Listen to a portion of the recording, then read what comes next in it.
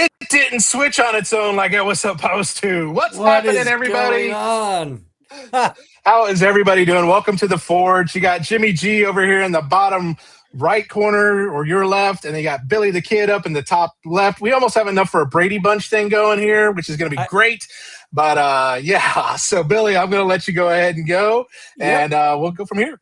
All right, everybody, welcome to our Beast Wars Sunday. We are on the 30th year. This is the 30th anniversary year for Beast Wars, which is so cool. We thought our friend Eman didn't know anything about the show, so what better way to do Beast Wars than have the Queen of Beast Wars, Candice Santora, the King of Beast Wars, Ben Yee, my fellow brother in arms who would die for Beast Wars, Derek B., and the man who doesn't like Beast Wars, Eman.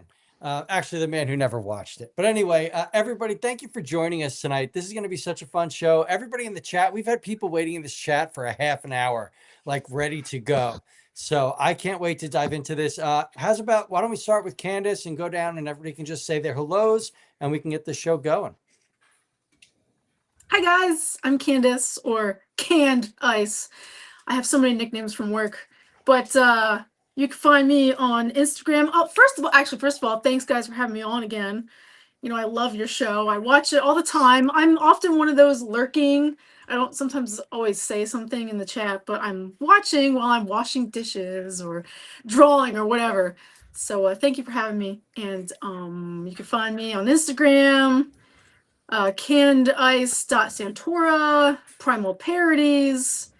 All the beasts are belong to me. That's my toy photography. And I'm also on YouTube, Primal Parodies. So there you go. I survived Los Angeles and I'm back in Pennsylvania. So Nice. yeah, it's good times. Nice.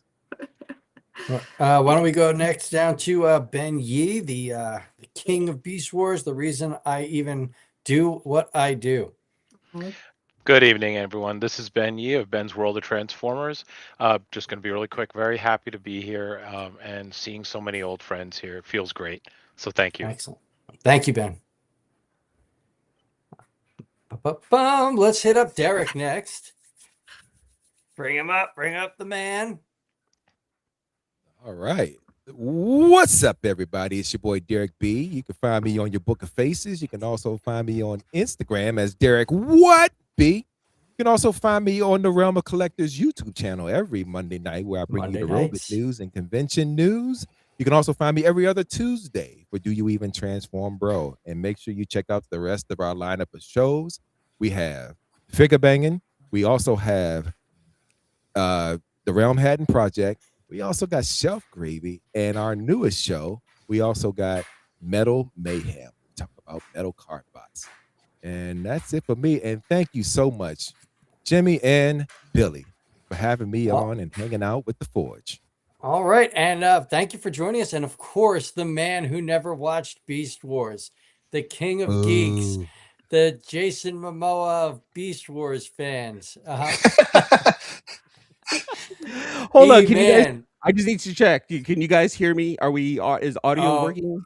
Your Are you talking to video's me? perfect. Your audio's perfect. Yep. Come Okay, on. perfect. Just want to make sure. What's going on, everyone? My name is Eman from Eman's World of Geek. You can find me on YouTube, Instagram, TikTok, posting Transformers and comic books and Transformer comic books all in one on all of my socials right there. Give me a follow. Come on over and hang out. I'm here tonight to talk about Beast Wars, the one Transformers show I never watched, and I'm about to get quizzed on tonight. So bring on all the hard questions because I'm gonna fail. I'm gonna fail them all. Probably gonna fail them all. But you'll do fine. I had a good time watching what I watched. All right. So before we start up, just confirm you were able to watch all of seasons 1 through 3, right? We're not going to do any Beast Machines tonight. We're strictly doing Beast Wars, and I don't want to pull off some season 3 questions if you didn't finish the show. Okay, so See? Hold on. So I had to fast forward and skip. I watched the last two episodes, but I missed 3 episodes prior to that because I was like, I need to finish all of this right now. So I kind of had to fast forward through season 3 to make sure that I at least got the ending of it. So but go ahead. You missed Tiger Hawk?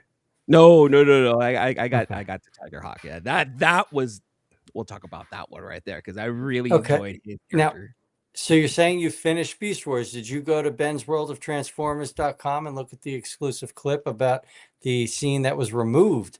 I don't think it's up at the moment. I think I lost it for a little while, but it's okay. It'll go back up one day. I did not, and I heard about it. But it's on YouTube, though. I think it's on YouTube. So which one? Which one was that? Is it the one with before they shot off to Cybertron, or? Yeah, what they did before they left for Cybertron. Right. Yeah. Oh, yeah. Okay. Yeah, that's on YouTube. You can find it. But originally, Ben's website was the only place that had it. The only place. That show ended, and you went to Ben's site and you saw what happened. And Eman, since it's not there, ultimately they returned Megatron's spark to Megatron, and Ben had the clip. Like, it was awesome. Transfer from VHS. Let me take that question off my list. All right. So now we know that you skipped a few episodes. Maybe there's some answers you might not be able to provide us with. But I know that Derek's been really building up for this and is really excited. So I'm actually going to let Derek start with the first question of the evening. Wow. Thank you very much. Okay. All right. So my first question. Season 1. Okay. What happened to Waspinator when he snuck up behind in the episode? I didn't write the episode down. I'm sorry. What happened when Waspinator tried to sneak up behind Rhinox when at Stonehenge?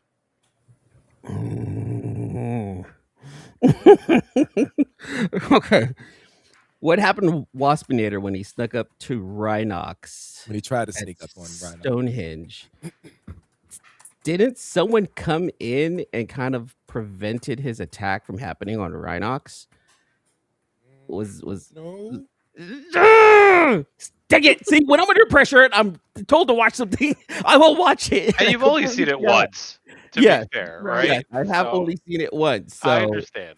It's been a while, and I'm here trying to come up with a lot of trying to really think about what happened. And I keep thinking that anytime Waspinator or someone tries to attack another Maximal, someone just comes in from behind them and attacks them. And I want to say that it was someone who came back and attacked Waspinator, but I feel like that's completely wrong. So, okay. The reason why I pointed that one out, because that was actually a prominent part of Waspinator's beginning, because it shows you how impervious to damage that Waspinator becomes in the entire series. So it's like you would think after suffering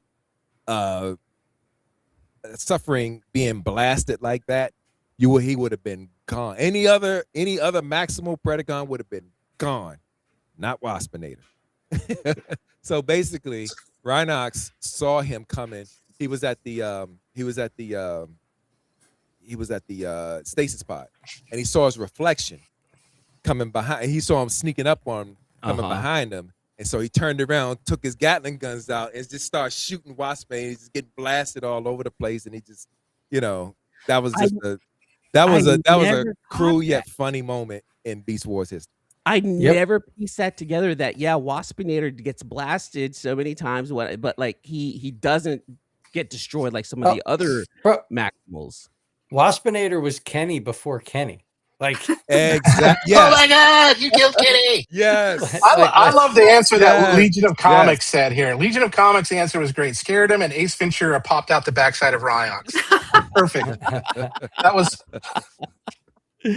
Oh no! But yeah, you're right. I never put that together. That Waspinator really doesn't get destroyed or blasted or gets torn apart. Some of the other bots did during the show, and he is the only one that was blasted several times, and he never broke apart. I didn't even think about that.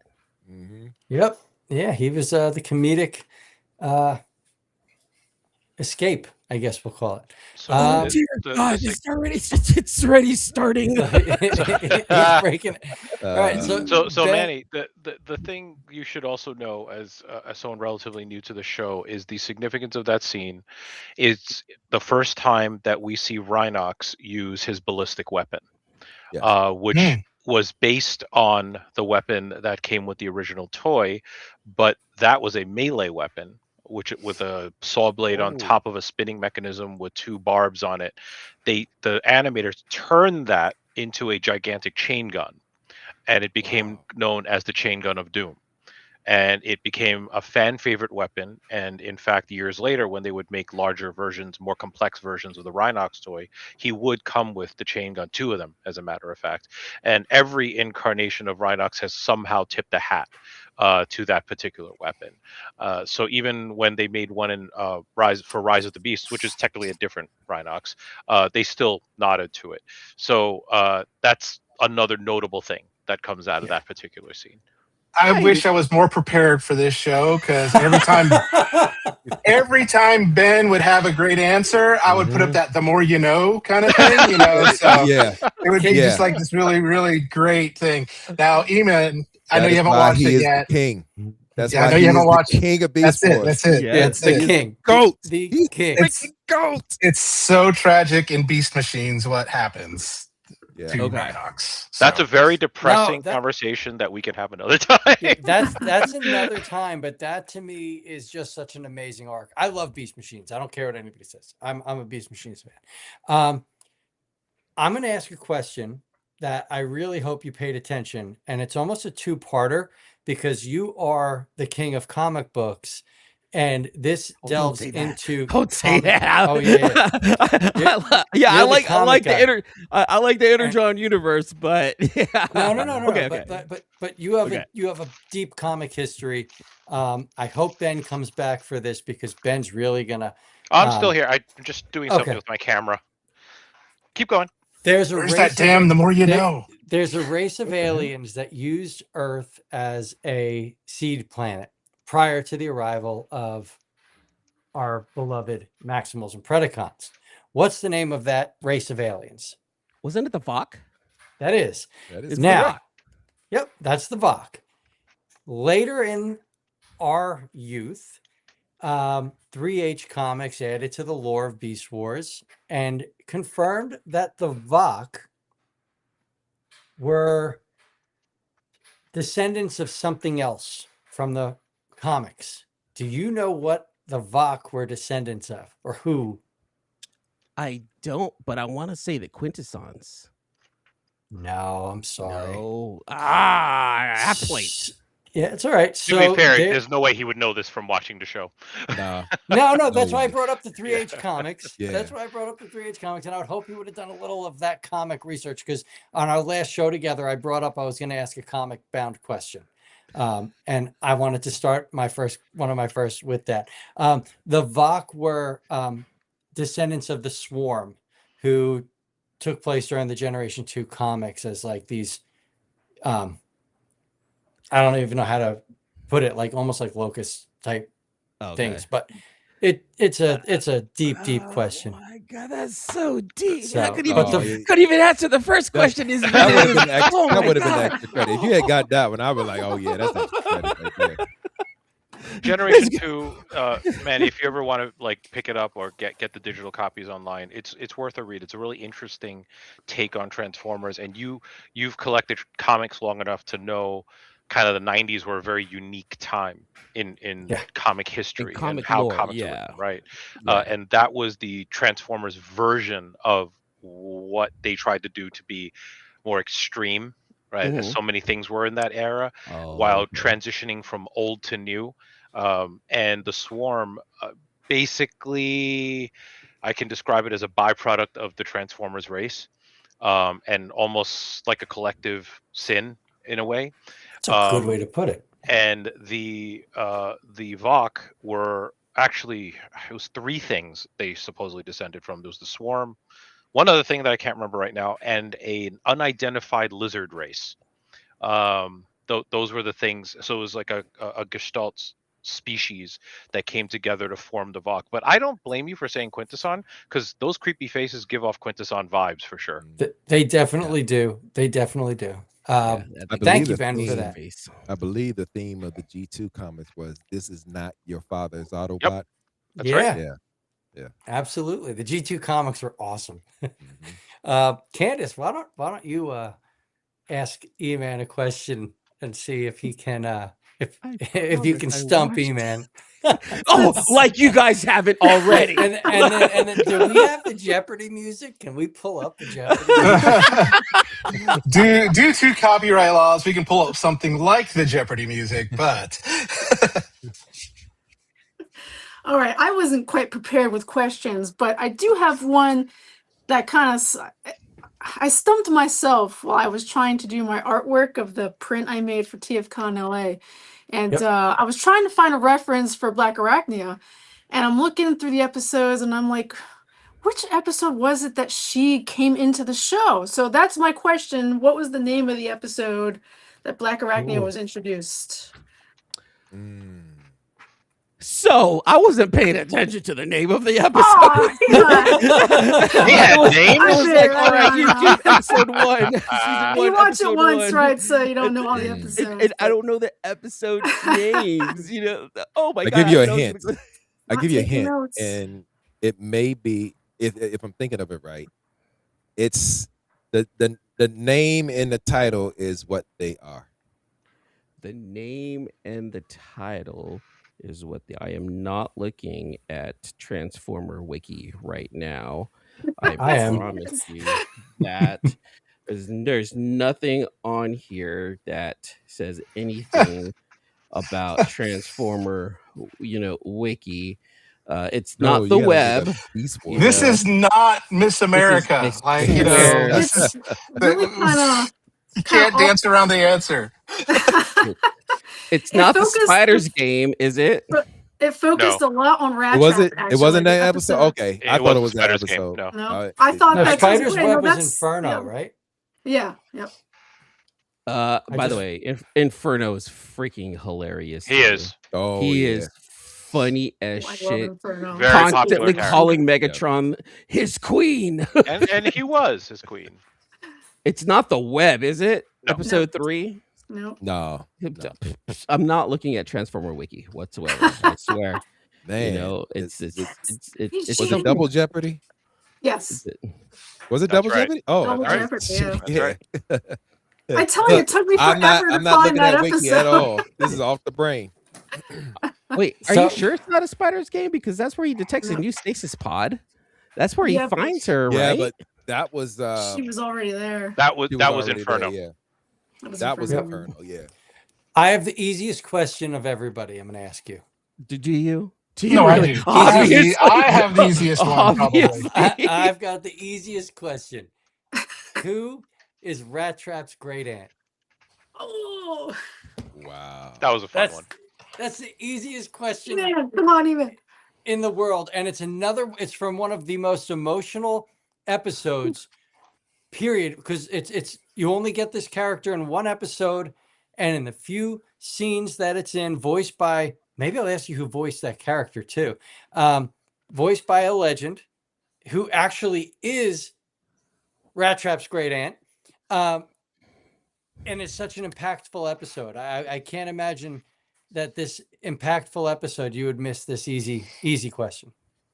Who is Rat Trap's great aunt? Yep. No It- cell phones. Put the phone down. Let's see what Hold on. TF Wiki says. Hold Yeah, on. well, that helped him Hold on. last time. Because if I remember correctly, it had to have hit me pretty much in the feels when I saw. I was like, oh, did he say what I think he said? Yep. Was it? No, not Alita. Was it RC? It was. Ding, ding, ding, It ding, was ding, Very RC. good. ding, ding, Oh, I got one. We Oh, So- no, got it's one of the fembots. Wait. It's RC. I was like, RC. send in the fembots. yeah, and that was from the Transmutate RC, yeah. episode, and Yeah. Sue Blue voiced Transmutate. Very, very cool. So we do have a Wait, question hold from on, the whoa, crowd. whoa. OG boys. Did she? What? Oh, Did she she? did. You didn't know I that? never knew that.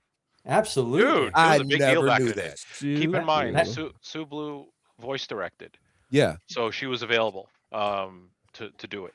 So she did it. Correct. It was great. That is dope. Wow. That is seriously And pretty that sick. that Oh, episode is that makes it hurt even more when he. Oh, Yeah. man. All I can still hear her going, "Stop!" Yeah. It was great. Yeah, that. Fantastic. Yo, okay, Like okay. amazing. All right, so Jimmy said there's RC. some questions from the crowd. There is one question from the crowd. It says, "So this is a mulligan here for you. So this is a pretty easy one. Ask him what his favorite Beast Wars character is, please." This is from Just G Squared. Okay. Gee. So before I Yeah. was saying it was I has Optimus Primal just because I didn't know too much about him, and then That's as just he grew Prime. into Optimal Optimus, I was like, okay, that design's pretty cool, but it just doesn't feel right?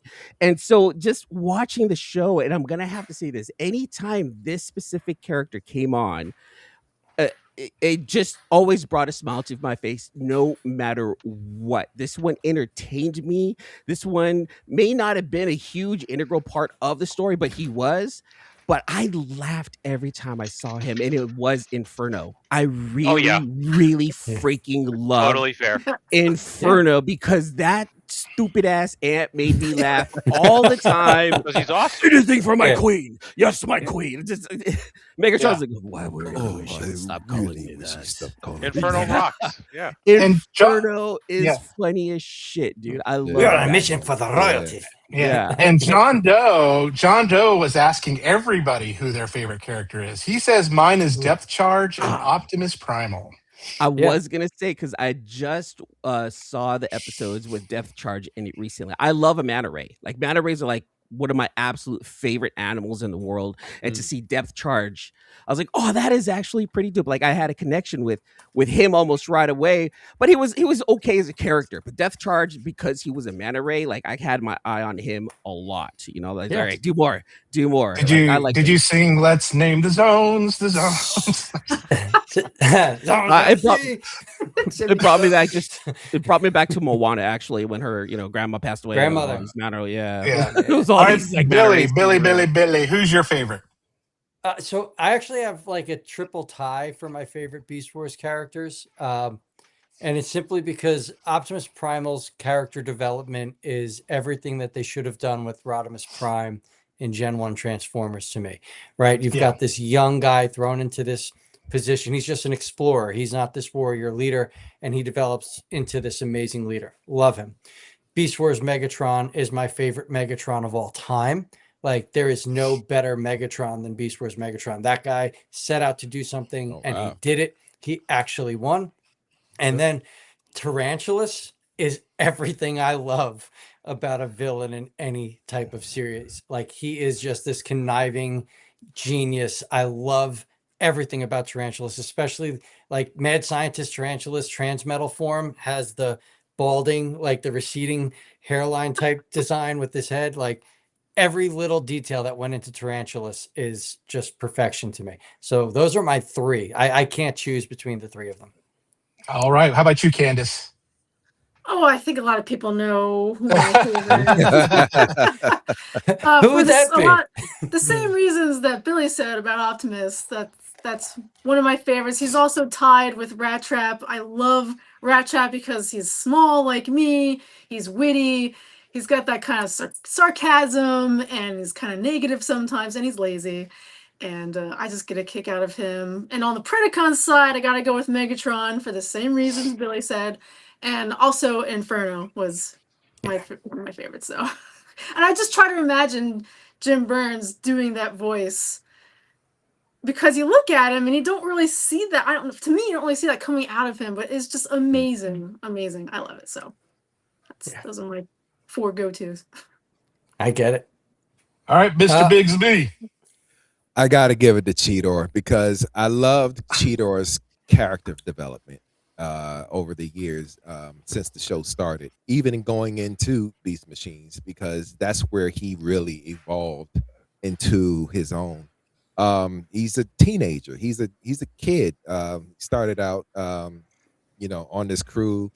He was the youngest of the crew. He was basically your equivalent to Bumblebee, if you will. Yeah. Okay. And as the character grew into the seasons, as he learned more, because he was doing childish things throughout the season, and Optimus always had to check him in some sort of way, or educate him. All of them had a part in him growing up around them. So he was that kid that grew up around these adult bots that were already experienced in everything that they did, and he was just learning the trade of how to be an explorer and into how to be a warrior at the same time.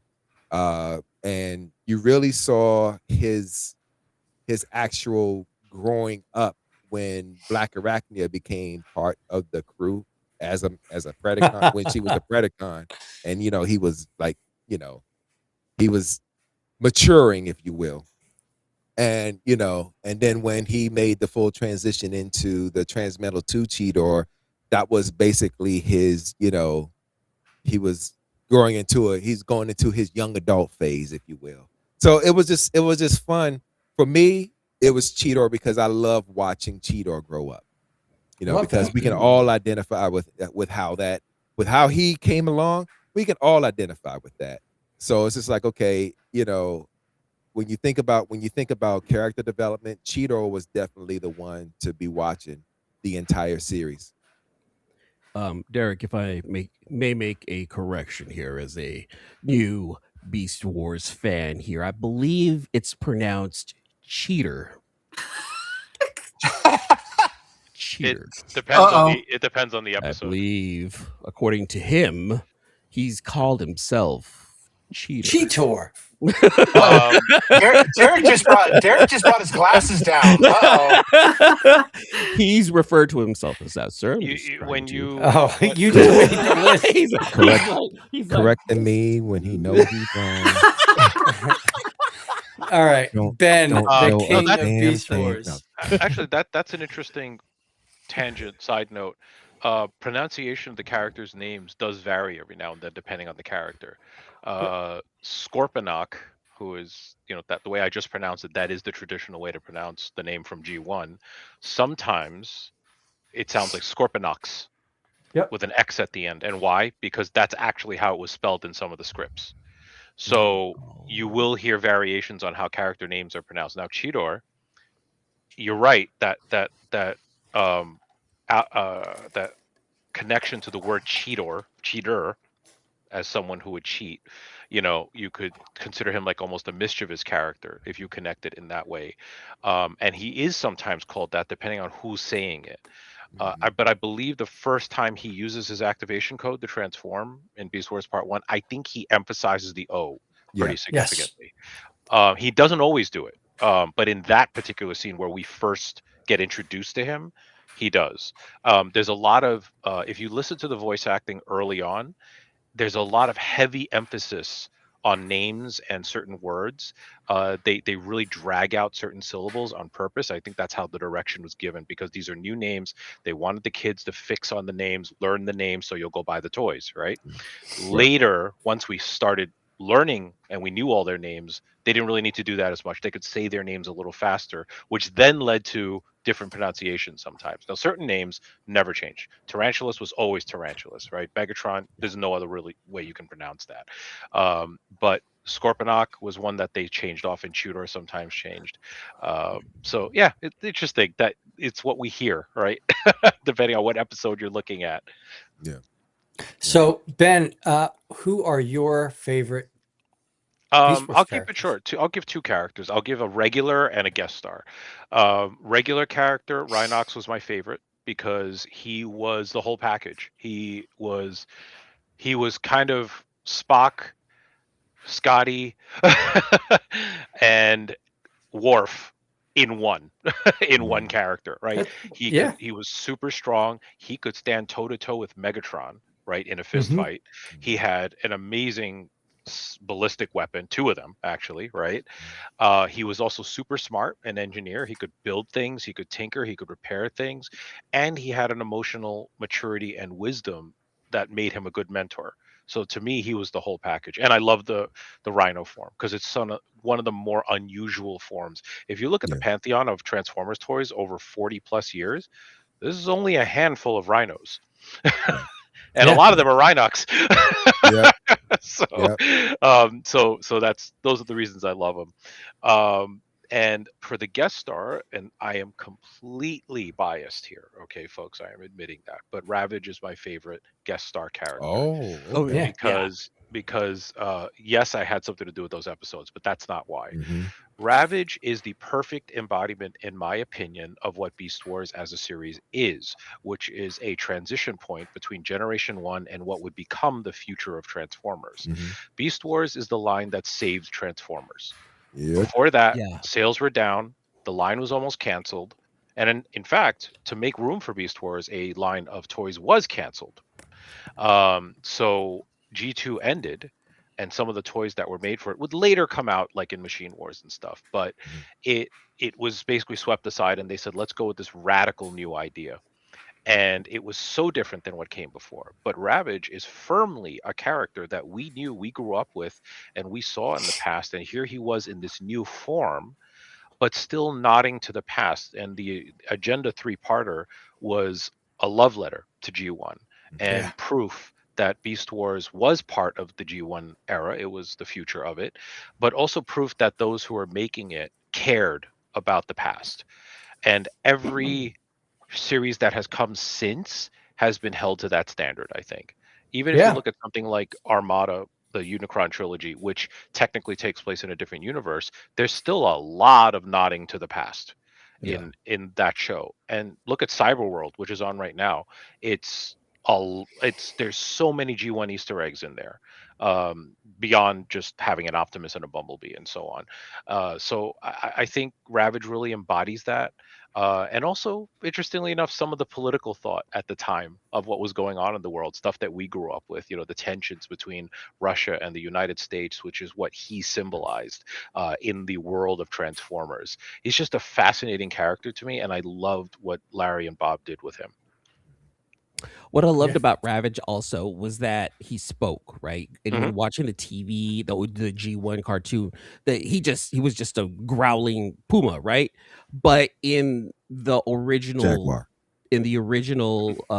Comic book, he had a couple of lines almost like in the first few pages. So in the comic book, he spoke. So to me, I made that connection of like, hey, that's right. Ravage does speak in a different universe within the comic books.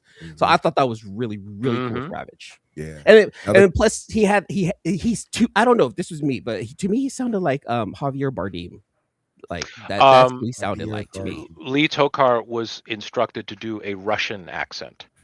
Why? Because of what I just mentioned before, where essentially the Autobots and Decepticons had entered a Cold War, and it wasn't that they were all friends and happy together anymore, right? And the Maximals and Predacons also were in a Cold War, and he kind of represented that, if you take an 80s allegory, right, that Russian agent who you're not sure if you can trust or not. Seems like the good guy at first, but is he really? That's really what they were thinking when they gave him that voice direction. I love that. I love hearing that. And another fun fact for Eman, He was a Jaguar. Oh, thank you, Jaguar. You're welcome. You know Say it what with though? His beast mode in G1 confused a lot of people. There was a dude. He wrote an I don't forget his name, but he wrote an unofficial Transformers guidebook like 30 years ago, Mhm. and I read the whole thing cover to cover, and he kept identifying Ravage as a dog. Yeah, yeah. So I had to write the guy way back when I said, dude, great book, you did a great job, but Ravage is a Jaguar. He's not a Yeah. dog. Like different Jaguar. species altogether. So yeah, it's an easy mistake to make. A lot of people have made it. Yeah, but Eman made it, and that's going to go on his great book. Damn, this is a harsh crowd. Minus My 2 points. goodness, it's Yeesh. not gonna work. All right. Hold on, where's my I'm gonna- Transformer card? Do I need to give it to you guys and then just like work on it and get it back one of these days? Here, I'm hold going to on. ask you a real easy question, E-Man. Everyone's been saying that tonight, and This is easy. This is easy, man. This is easy. This is easy. All right. In season 1, there was so much energon on the planet that the Maximals had to take beast forms, or else their robot modes would overload on energon and they'd go into stasis lock. In season 2, a majority of that energon has been destroyed. Most of them now have transmetal bodies. When their bodies absorb too much energon as transmetals, how do they expel that energon? And the easiest way to maybe rub your memory is Derek's favorite character Yo, shows us I knew he was going to refer to that. shows us how they do that. So, I don't come on, know. Eman. You got this, man. Hold on. Honestly, this happens right before they introduce one of my favorite Predacons. Because I know they were doing, because I know like when they turned into the transmetal, like they were able to absorb it a lot better, a lot easier. There wasn't as much around. I know that. But how do they expel it if they have too much of it? They don't. Cheetor has an overload of energon when they're finding. I'm going to even make it even easier. When they find Protoform X's crashed stasis pod.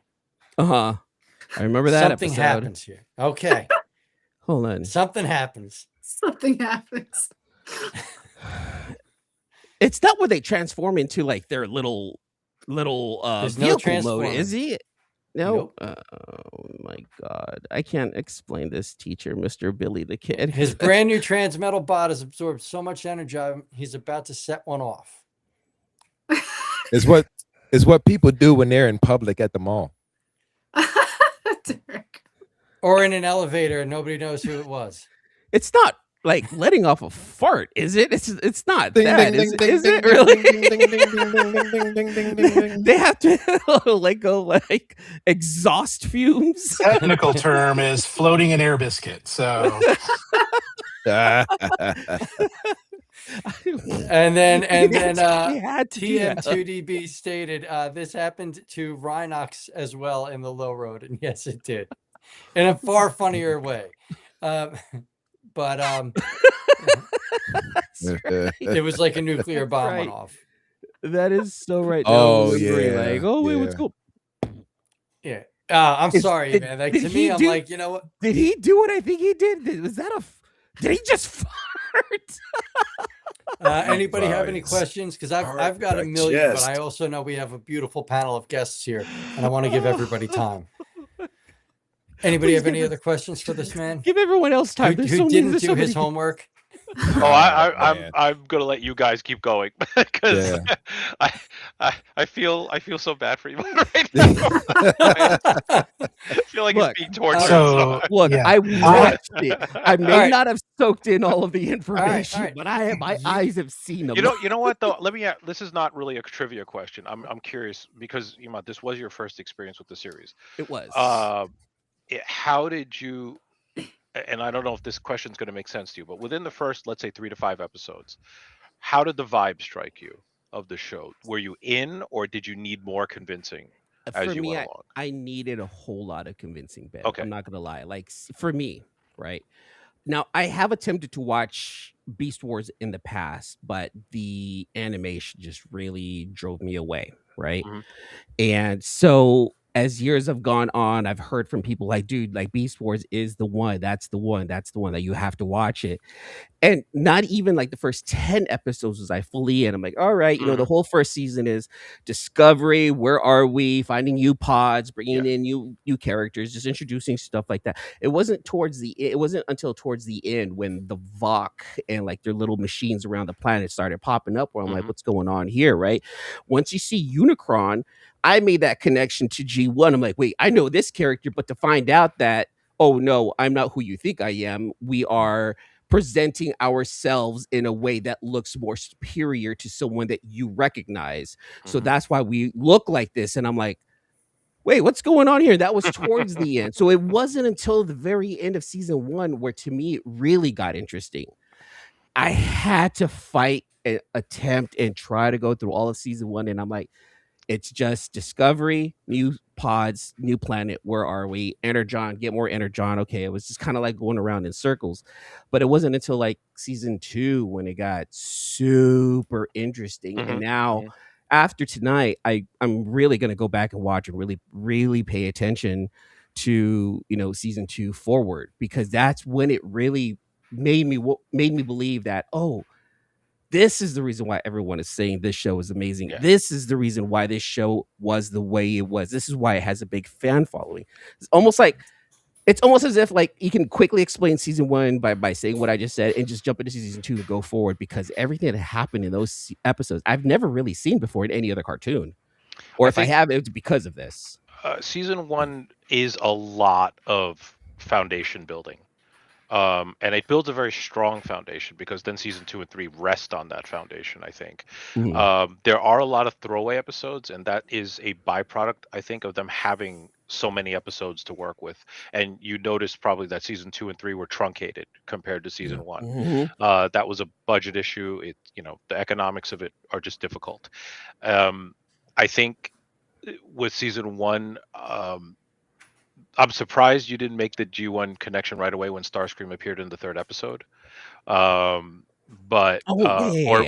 in Possession, where he really appeared and not just in a dream sequence. I think those were very revelatory moments for a lot of G1 fans, because they suddenly realized they weren't watching a complete reboot. They were watching something connected to something before. And I think one of the things that season 1 did very unexpectedly for most of us was basically killing off your good guy leader in the last episode. None of us saw that coming. And that was brilliant, because it kind of felt like we just got to know this guy. It's not like Optimus Prime, who we had like, a couple seasons with, and many, many more episodes than Beast Wars to hang out with. This was just like, hey, I just really got into this guy and you just killed him. That was like a big deal. They killed him. Like, you saw his pieces floating around space. Like, done. Yeah, Eman, if you freeze frame the scene where his pod explodes at the very end, where he saves everyone, you can see his screaming face passing by the screen. Oh. Yeah, freeze it moment by moment, you'll see it. All right, homework. He's giving y'all homework. Here we go. Yeah, that's easy. That kind of traumatized me when I was younger. If I can speak to the lore. Rewind. Yeah, it was crazy, Candice. I didn't see it the first few times. It wasn't until another fan spotted it online, and I said, "What are you talking about?" And back then, I had to pause a videotape to catch it. And frame by frame, right? Yeah. And when you pause videotape back in the day, it still kind of flickers between like certain things. There's like the bottom static that happens. Wasn't digital. That's a different channel. If you recorded it in SLP, then you're going to get that kind of grainy thing. But if you did it in SP 2-hour time, like I did, you'll be able to see. Dude, I recorded an SP, but I was doing it off a rabbit ear. I wasn't doing it off cable. Oh, right. So you didn't off cable? Oh, no. You had to do it off cable, man. I was lower middle class when I was growing up, man. I think what I ain't fancy like you. Yeah. I think what. Oh, no, dude, we were both on AOL. We were doing all right. Yeah.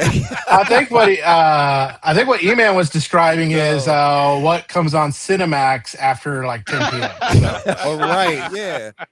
But if I can speak to the lore of Beast Wars in general, see, I came up in most of us, well, I know me and Ben, we came up in a time where, we've been watching G1 for so long and we've been used to that.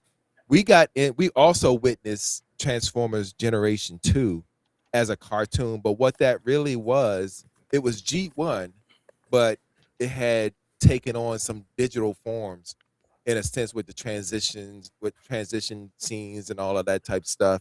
That actually got us ready to watch Beast Wars because all that was CGI animated.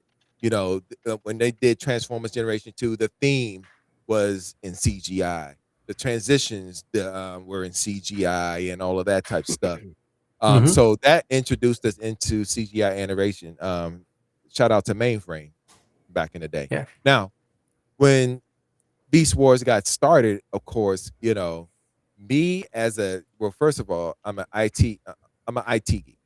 I've been in IT my entire life. So to see a CGI animated show that referenced Transformers back in the day, back in the 90s, it really caught my eye because it was just like, okay, I want to check this out. I didn't care about, you know, the story. I didn't care about anything. I just cared about watching it because it was Transformers related. Now I'm glad I gave it a chance because it gave me the opportunity to be invested in the show because it referenced some Transformers stuff in the third episode of the web, like Ben was talking about, they went to a dream sequence where they were back where Cheetah was back on Cybertron seeing some things, and that told me then I was like, oh, okay, yeah, this is definitely Transformers related, Transformers adjacent, if you will. So I just kept watching it and watching it. Then they brought Starscream in as a Starscream's ghost and all of that, but it got investment. Now, if you're watching Beast Wars for the first time now, you can't appreciate the CGI animation that is in because you've seen so many other things that's way better than that now. But back then, when you were seeing that for the first time, I mean, it was an amazing thing to see Yeah, on your mind-blowing. TV screen. The things that Mainframe were doing, because they were also doing Reboot, they did War Planets. Love Reboot. Yeah, and you know, it was just like, you know, when you saw those shows and the style and quality that they were doing these shows, you were invested in these. For me, War Planets was everything because of what they were doing with that TV series. And you know, I wish they were actually you were able to see it on digital now. I still got my DVDs for that, and that's the only way I'm able to watch that show. So it's like, you know, you had to if you came up back in that day and saw it for the first time, you appreciate it. You can't appreciate it now, like I said, because of everything else that's already existed. Then you're watching that and like, oh man, this looks played out. So you can't appreciate that and watch the story. So I get where you are with it, but I encourage you to just power through it and, you know, watch it even again just to get through the story and pay attention, not so much to the animation, but pay attention to the story itself, because that's where you really appreciate it.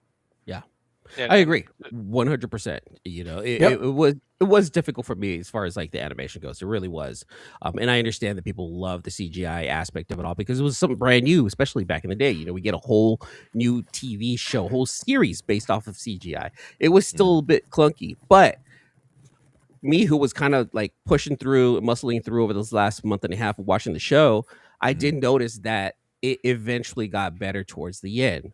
The shading, the coloring, the lights, a lot of the effects that they were trying to show and come through, they did better towards the latter stage of the series. So it's not the same animation from the very, very beginning as it was to the end, because it eventually got better. Yes. I mean, they didn't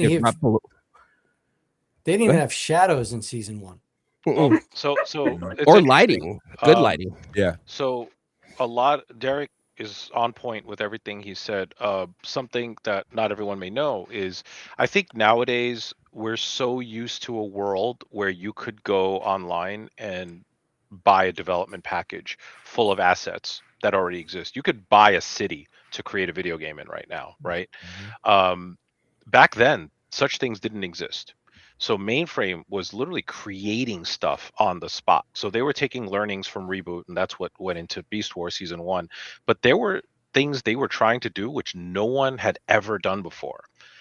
There is a video online. If I can find it, Eman, I'll send you a link where it's a behind the scenes at Mainframe back in the day, and it's just a bunch of folks around these old CRT monitors, with like desktop computers like we used to have that we would do our papers on for school, right? And they were just figuring it out. Like, we need a scene where this guy does this. We don't know how to do that. How do we figure that out? And they were figuring it out on the fly, which is why by the time we got to season 2 and 3, it got better because they had figured a lot of that stuff out. The other thing to note is regarding the shadows. Shadows were eliminated in season 1 mostly due to rendering time. They had to deliver the show quickly, but they had the capability of doing it. And if you watch certain episodes, I think Chain of Command is one good one. There is a scene where the Maximals are running at the screen, and they're definitely shadows because it's needed for that scene. So they could do them. The problem is they took too much time to render, and of course, time is money, right? With these shows. Final note for those watching: Beast Wars, if you didn't know, actually won an Emmy for outstanding achievement in animation in 1998. So. Even the Emmys recognize this, robot show at that time had what we would consider back then impressive animation. Yeah. So I think that Derek, the other Derek, Autocorrect Primer's question is more geared towards Ben Yee.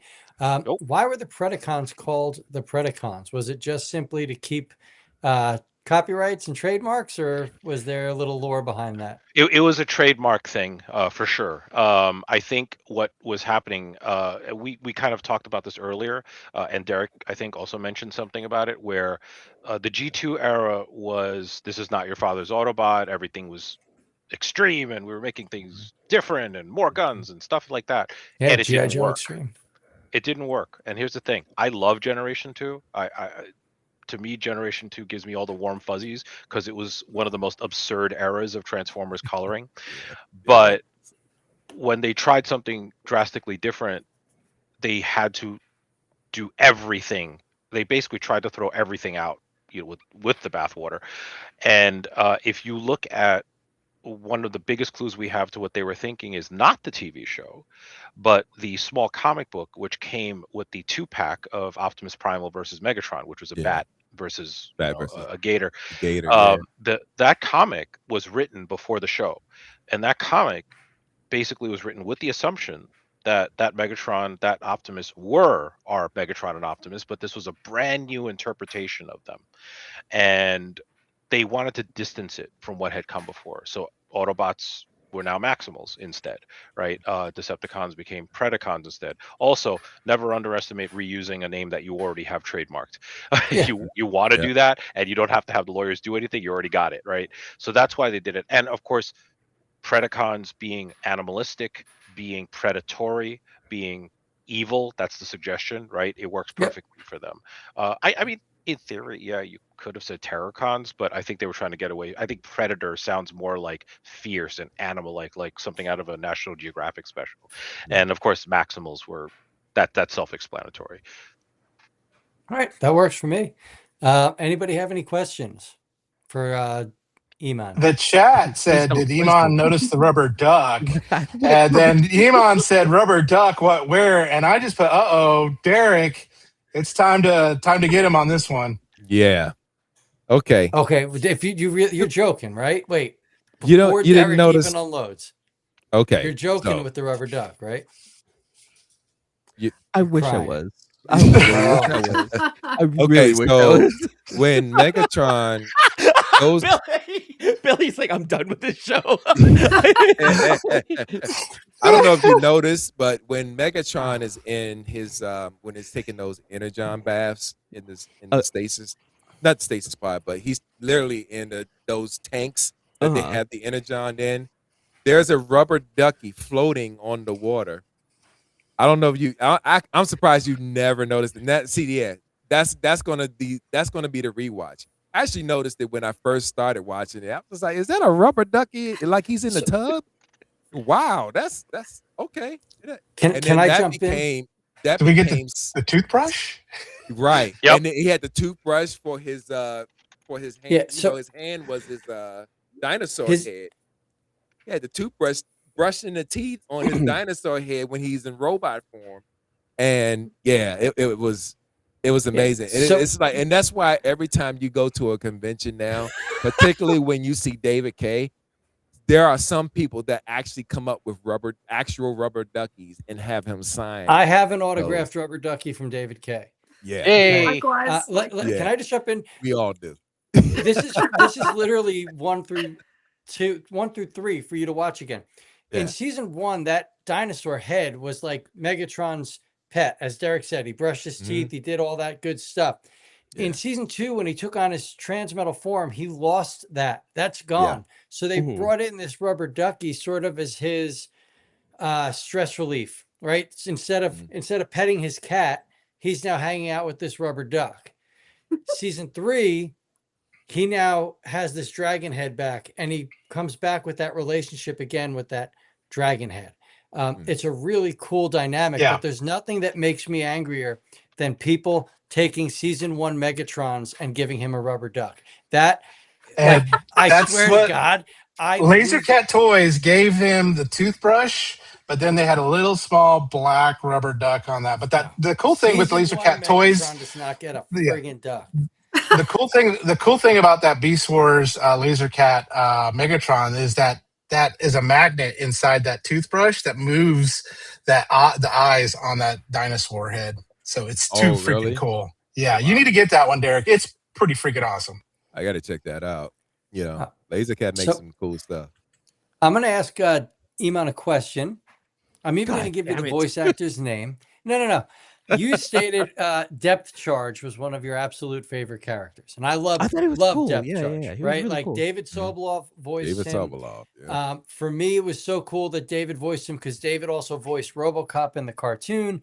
And let's face it, like Depth Charge is that RoboCop type character. Yeah. He's coming here seeking that revenge on the guy that did him wrong. It's basically like him and Kane in RoboCop 2, right? But David Sobolov voiced another character in the Transformers movie, a few characters in the Transformers movie universe, but somebody that was a beast. Do you know who he voiced in one of the Transformers movies that was a beast? Ron Perlman voiced Optimus Primal, we know that, but David was involved in, I'll even go Rise of the Beasts. In that movie, he voiced somebody. Actually, two characters in that movie. Did he do Rhinox in that one? He did. He did. And Rhinox? Battle Trap. Oh, yeah, But- he did do Battle Trap. He, See- but yeah, he Didn't he even was notice that one. Rhinox. Yeah, David's the best. He's one of those people I'd love to meet him. Like he's just always involved. But you said you loved Depth Charge, and I'm like, Yeah. I would imagine like if I find a character that I really like, I then start like hyper fixating on who's this voice actor, what do they do, where else were they, boom, boom, boom, boom, boom. So I thought maybe you have that same trigger I may have. Believe me, I do. But when it came down to watching Beast Wars, I was like, okay, this is a task that I need to complete. My ADHD brain took this on as a task. And I was just like, all right, I'm going to watch, but just take in the story as much as I can, not paying attention to the smaller, fun details. Because I knew this quiz and this test was coming up. But here's the thing that I'm getting out of tonight is that, and one thing that I did finally realize is that it is a fantastically well-written TV show that picks up after season 2, and there's a lot of fun nods that I need to pick up on. I'm like you, Billy. I'm like, wait, I know that voice. I need to look him up on IMDb and figure out what other thing that he's. When does he nap and what does he eat on Sundays at 12 o'clock? I do stuff like that also.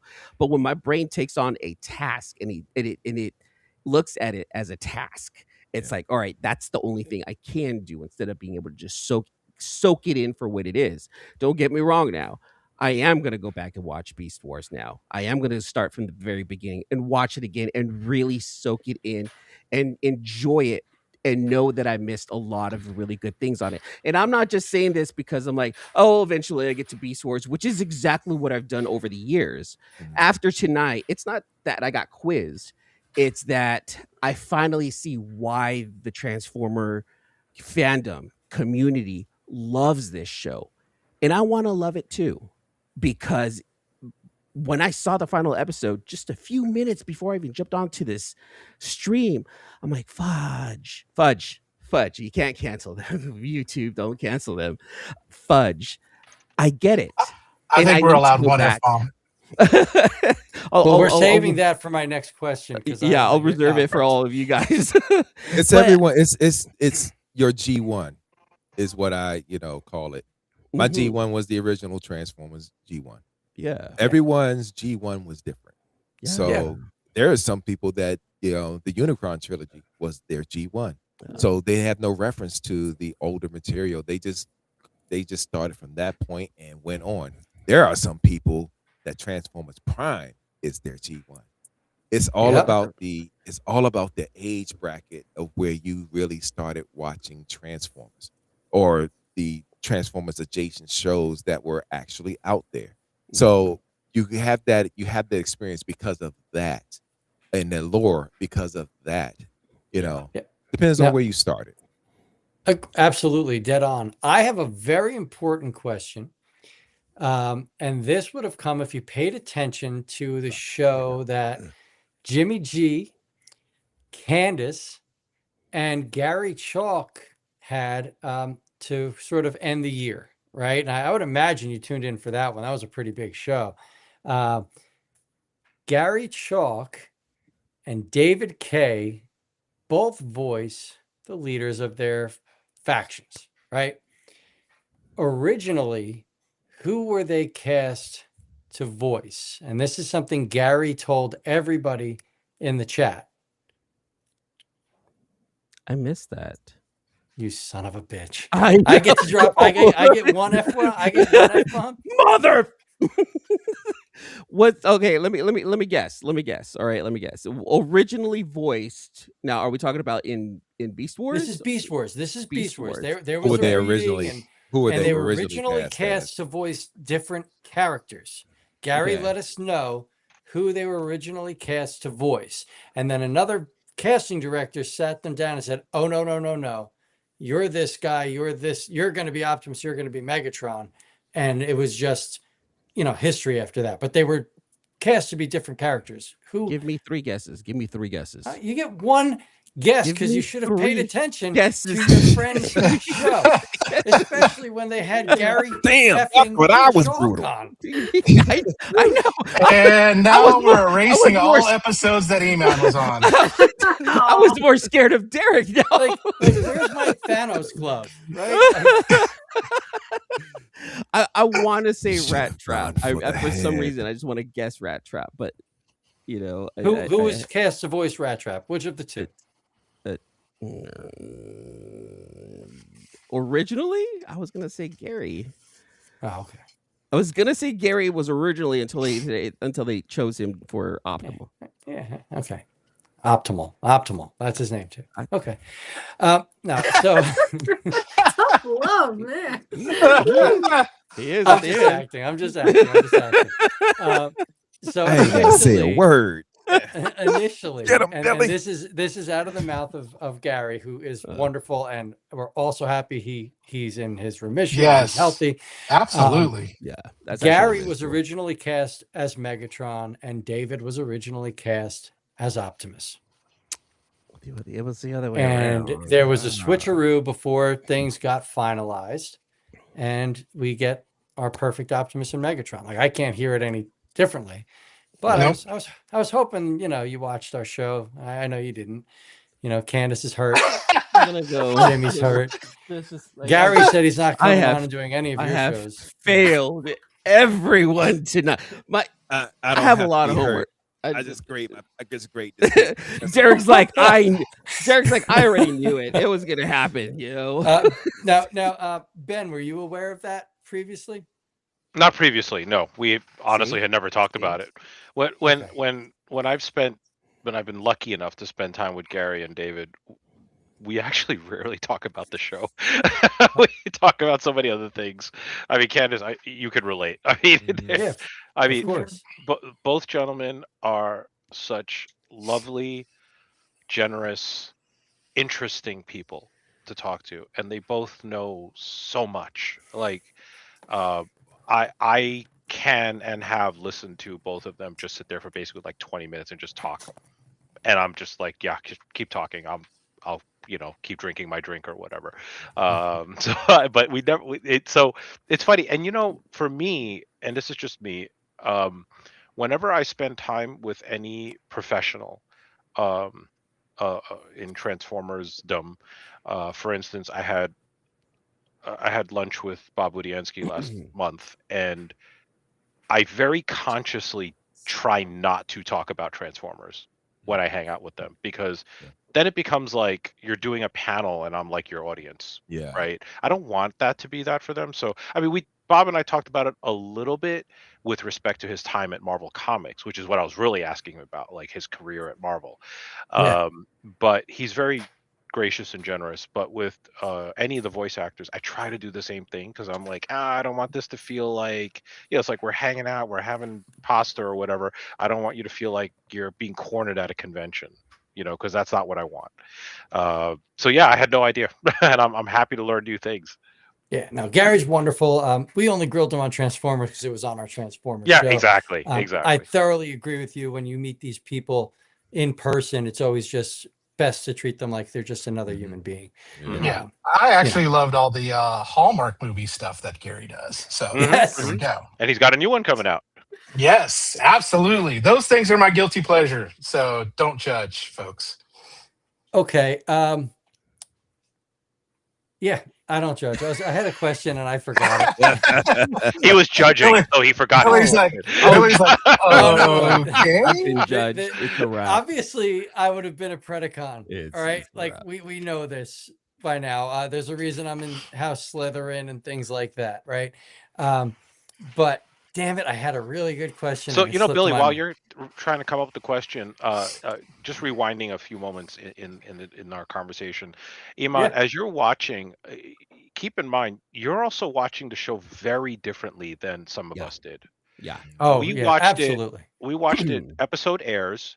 We had an entire week until the next episode. Yeah. Yes. And if we recorded it, that means we probably watched an episode like once every day until the following episode, right? Absolutely. So like 3 to 5 times we analyzed it, we stared at it. And I don't know about everyone else, but for me, the show came in layers with each watch, right? So I would watch an episode one time, just overall story, overall impressions.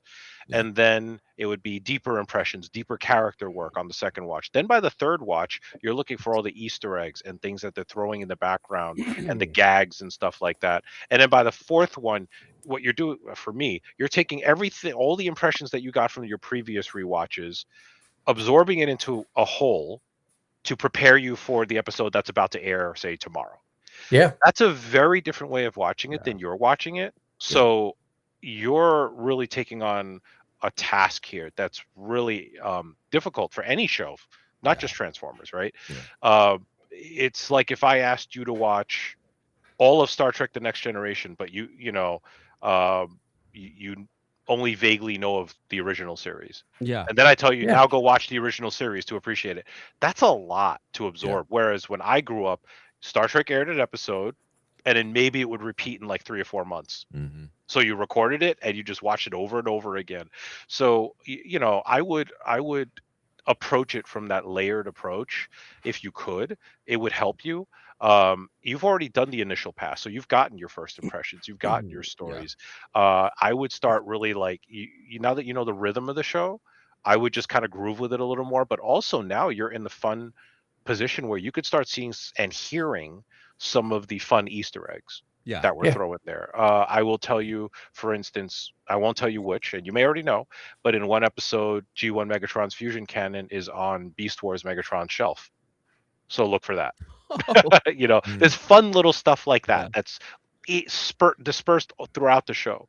And also there's a lot of, as someone who's been in geekdom and watched cartoons for years, I'm sure there's a lot of references to cartoons that we probably grew up with, like Looney Tunes. You're going to see a lot of stuff that clearly was inspired by that. And you're also going to hear interesting references to fiction that actually predates some of us. But you got to think the writers were in their middle age, 30s, 40s, when they were writing the show. So their influences were from like when we were still babies. Yep. right, or not born yet.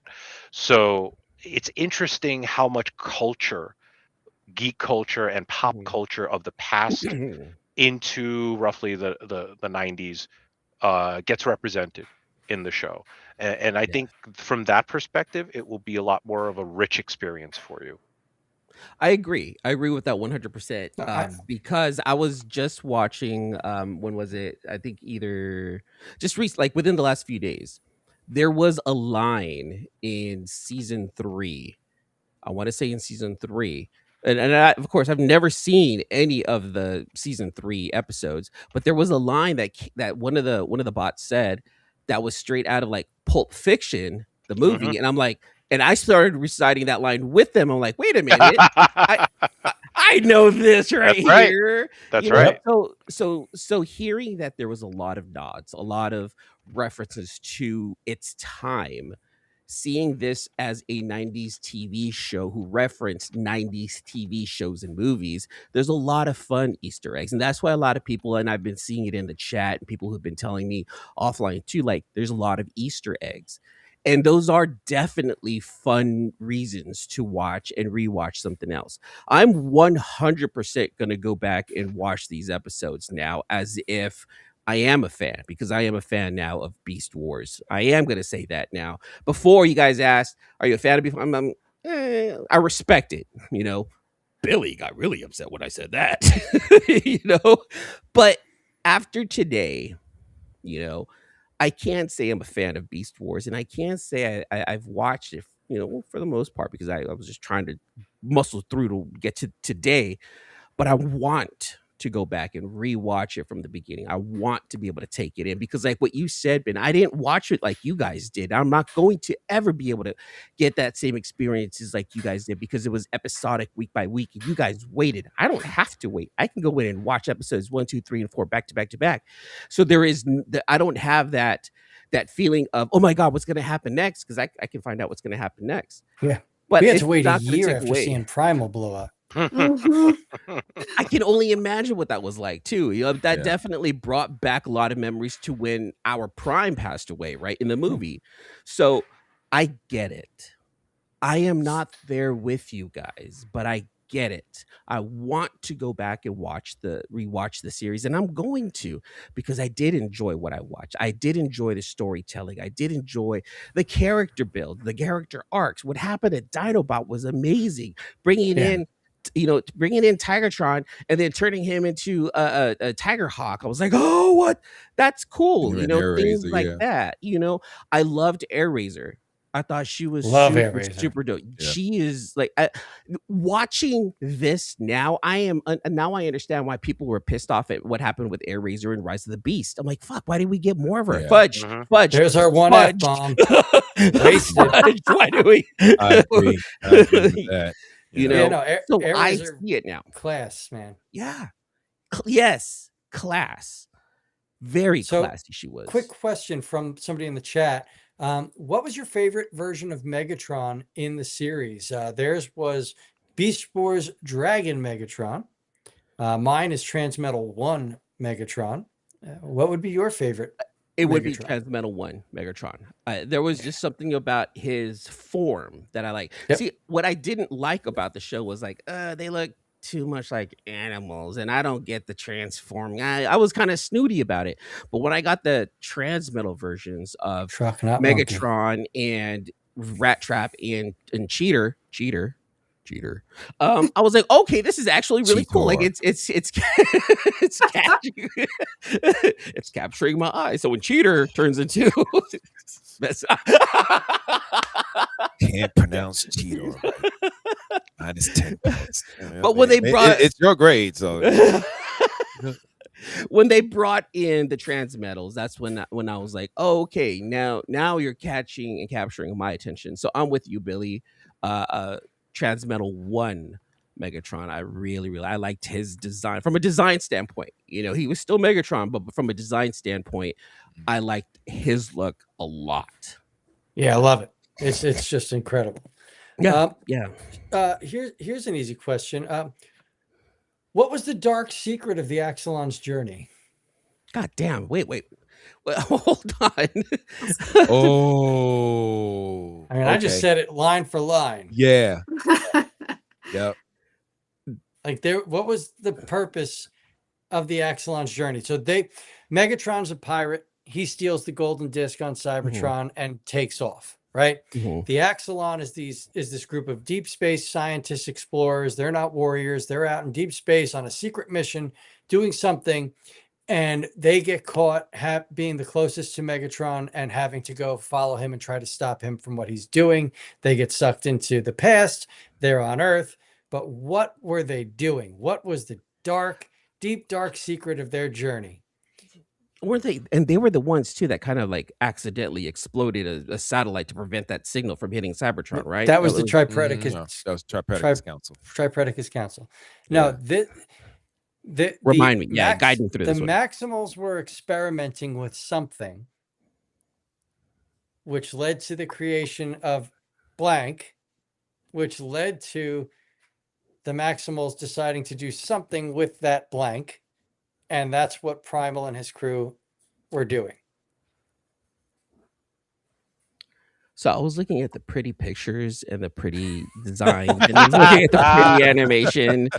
You know, I'm sure they said words, but I was really trying to admire when Cheetor farts. You know? when Cheetor blasts Mr. one Clifton, off. Mr. Clifton. Yes, sir. Yes, sir. No, I wanted to answer the question, but let me see if I can help you. Help him, like give him hints. Because We're good. I'm gonna help you this time. So. Okay. All right. So we all know you all know the beginning of the show where they're seen they're coming out of transwarp space. Yeah. And they start shooting at each other. Yeah. But what happens before that is explained later in season 2.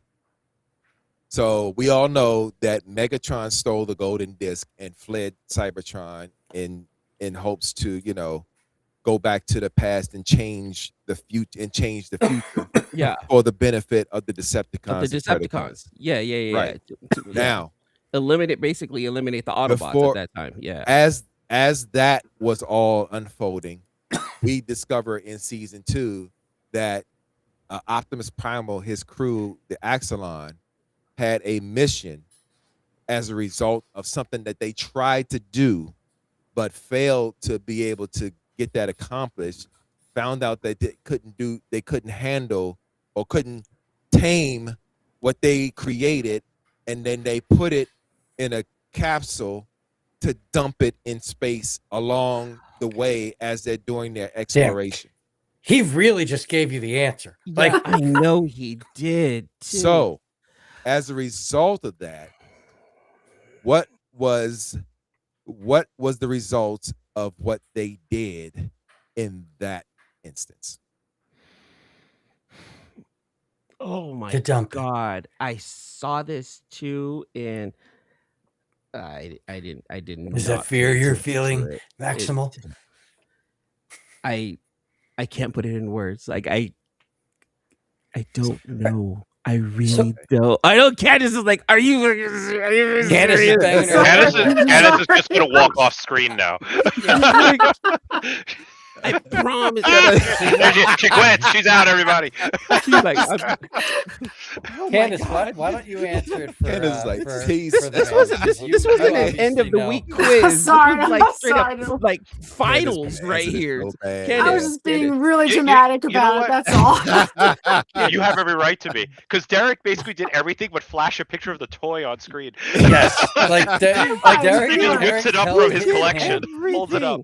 He did everything he could to help me out with that right there. But you know what this says, Eman, though? It's interesting because I was talking about layers to the show before, and what Billy and Derek are both talking about is a very multi-layered story, right? Derek just gave us kind of the blow-by-blow of one layer of that story, but there's a whole other layer to that story. And again, as someone who didn't watch every episode 5 times already, you may have missed one of those layers, but totally gotten another layer of the character. And I think that speaks a lot to the richness of Beast Wars, where what we're alluding to is something that was important for this character, but it's not all the character was. in the show. So that's important as well.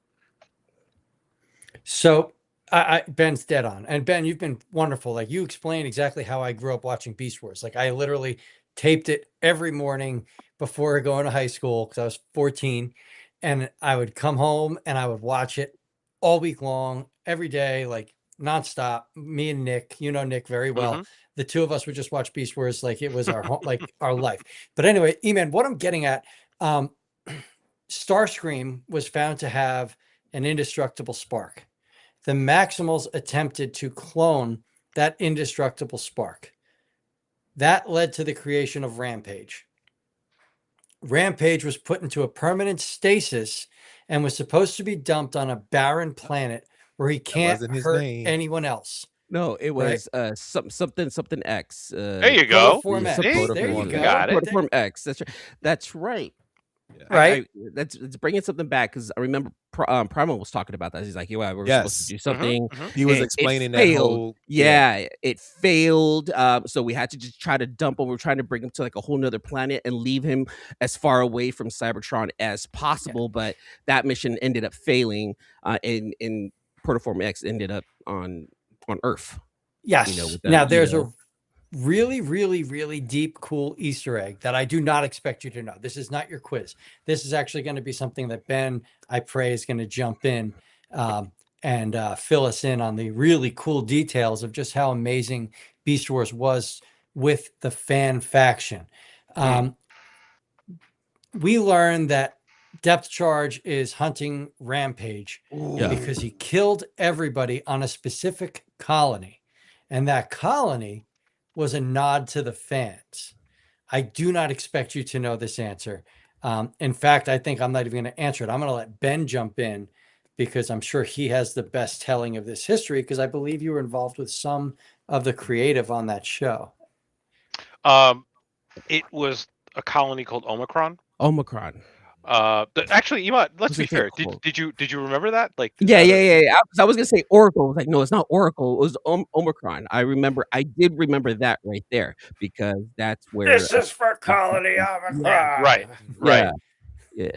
Okay, so that was originally a custom transformer that is related to a long defunct business that was online on Usenet back in the day called Starbase Rugby, run by a very dear friend of mine who has since left us.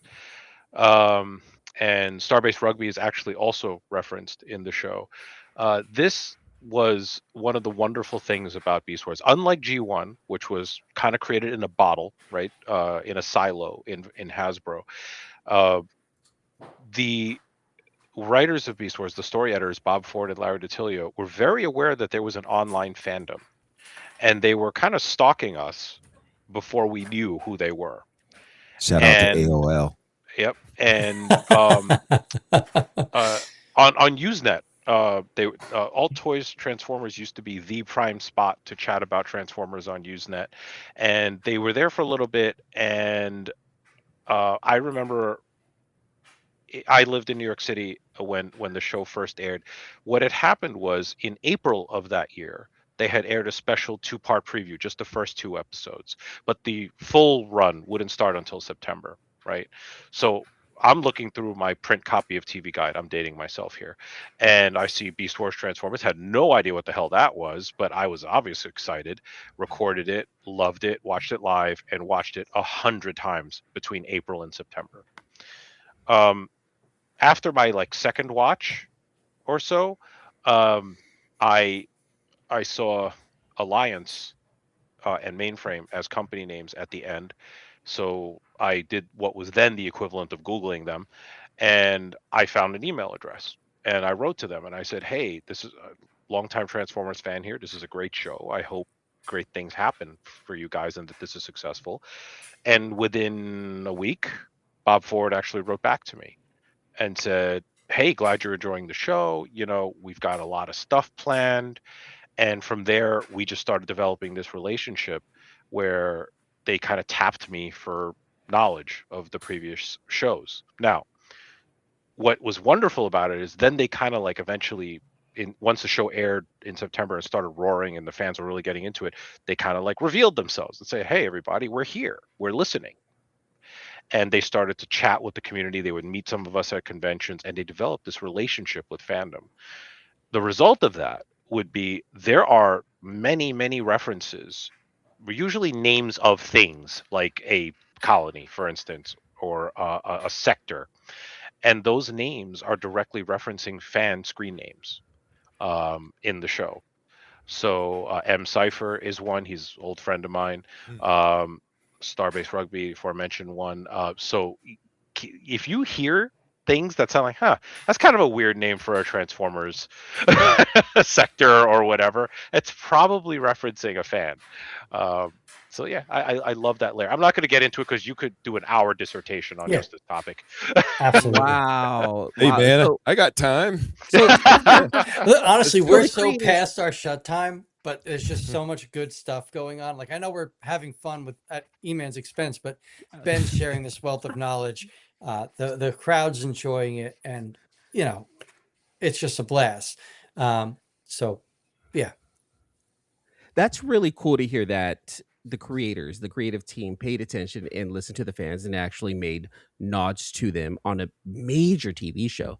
That's very big. That tells you that they cared about what fans were saying. They cared about what, you as a viewer who wants to watch a show wants to see. And no one really does that anymore. And that's huge nowadays. And that's very important nowadays. So you being able to put in some time on something like that and being able to kind of like, you help with the show, Ben. It's really cool to hear that I'm on a panel with someone who helped with the TV show that's renowned around the world, around fandom, and like you're one of the people. I got to interview you. I didn't even know this. I say it every time Ben's on that he is the reason I'm sitting here today.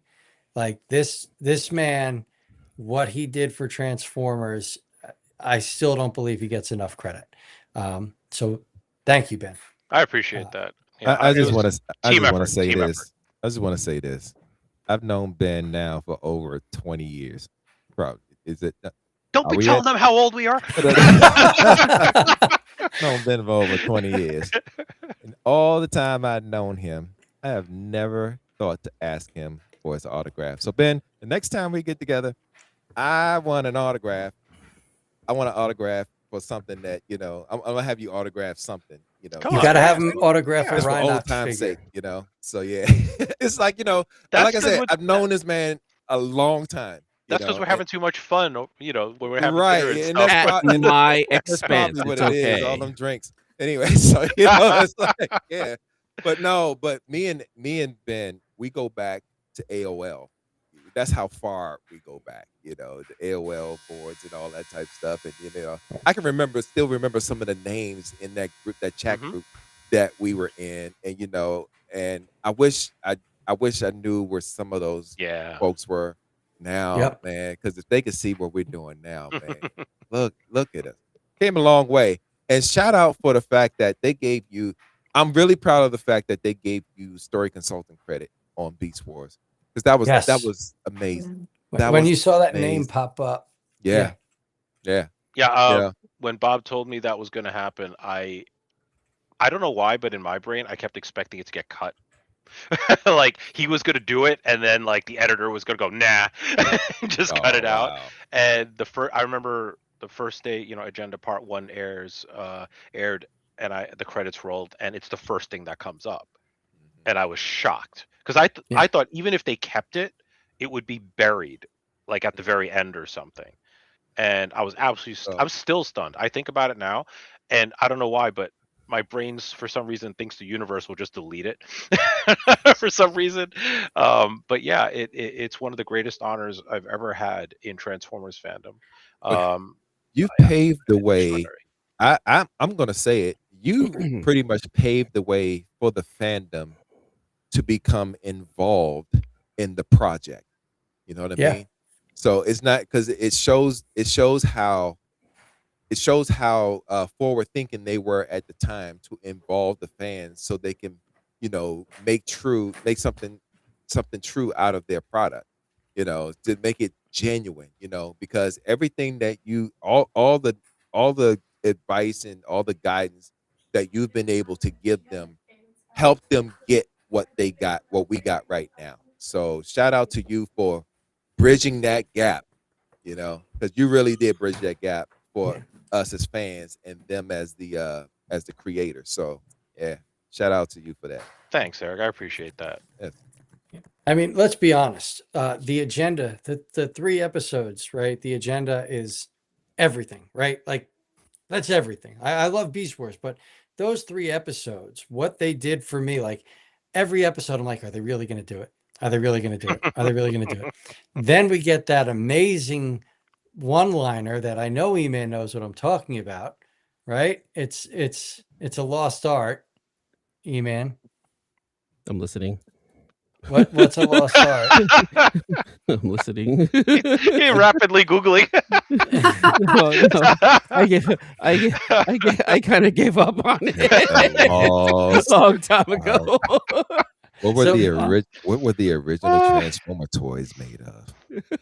Diecast? There you go. Hey! And then I got ultimately one. leading up to the arc opening and seeing the bots we grew up with Oh, larger yeah, than yeah, yeah. life. Yeah. And then Megatron just comes up and actually blows Optimus's head off, comes out, it's like, and you no longer exist. Like that was mind blowing. There's never been a better hook for me to come back and watch a show than that. Right.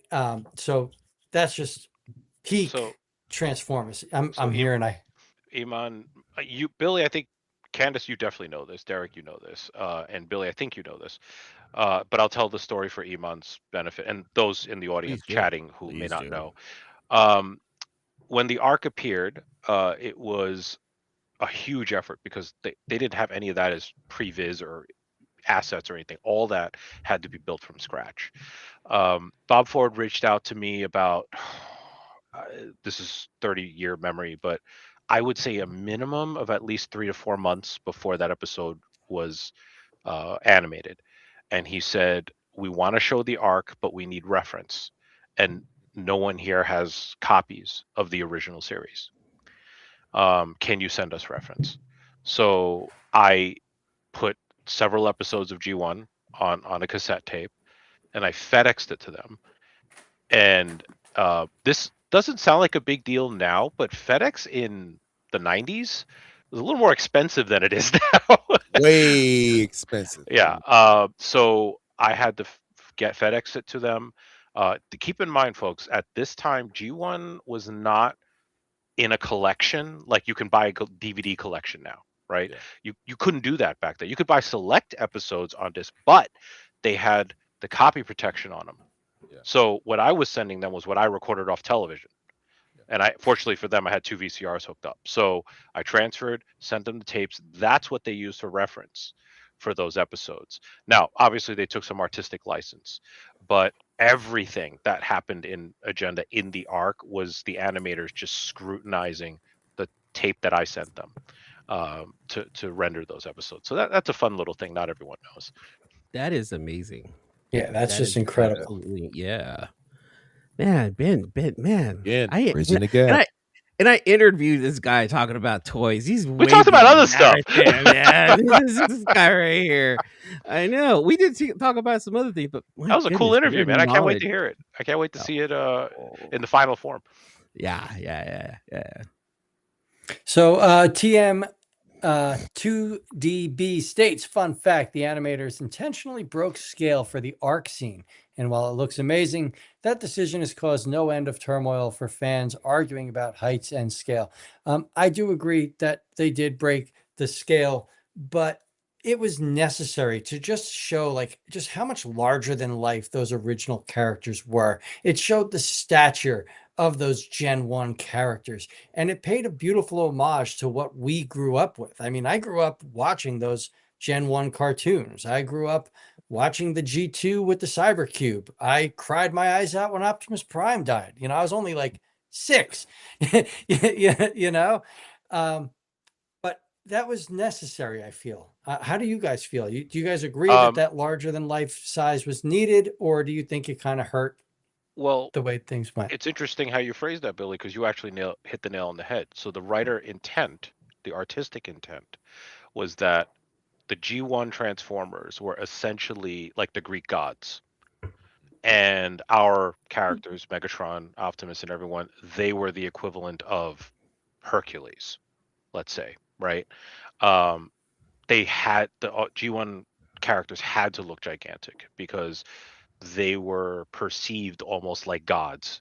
The reverence for them was so deep Yep. among the Maximals, especially, is that's how they saw them. So the artistic license there is it's not just a physical representation. It was, but it's also us seeing those characters through their eyes.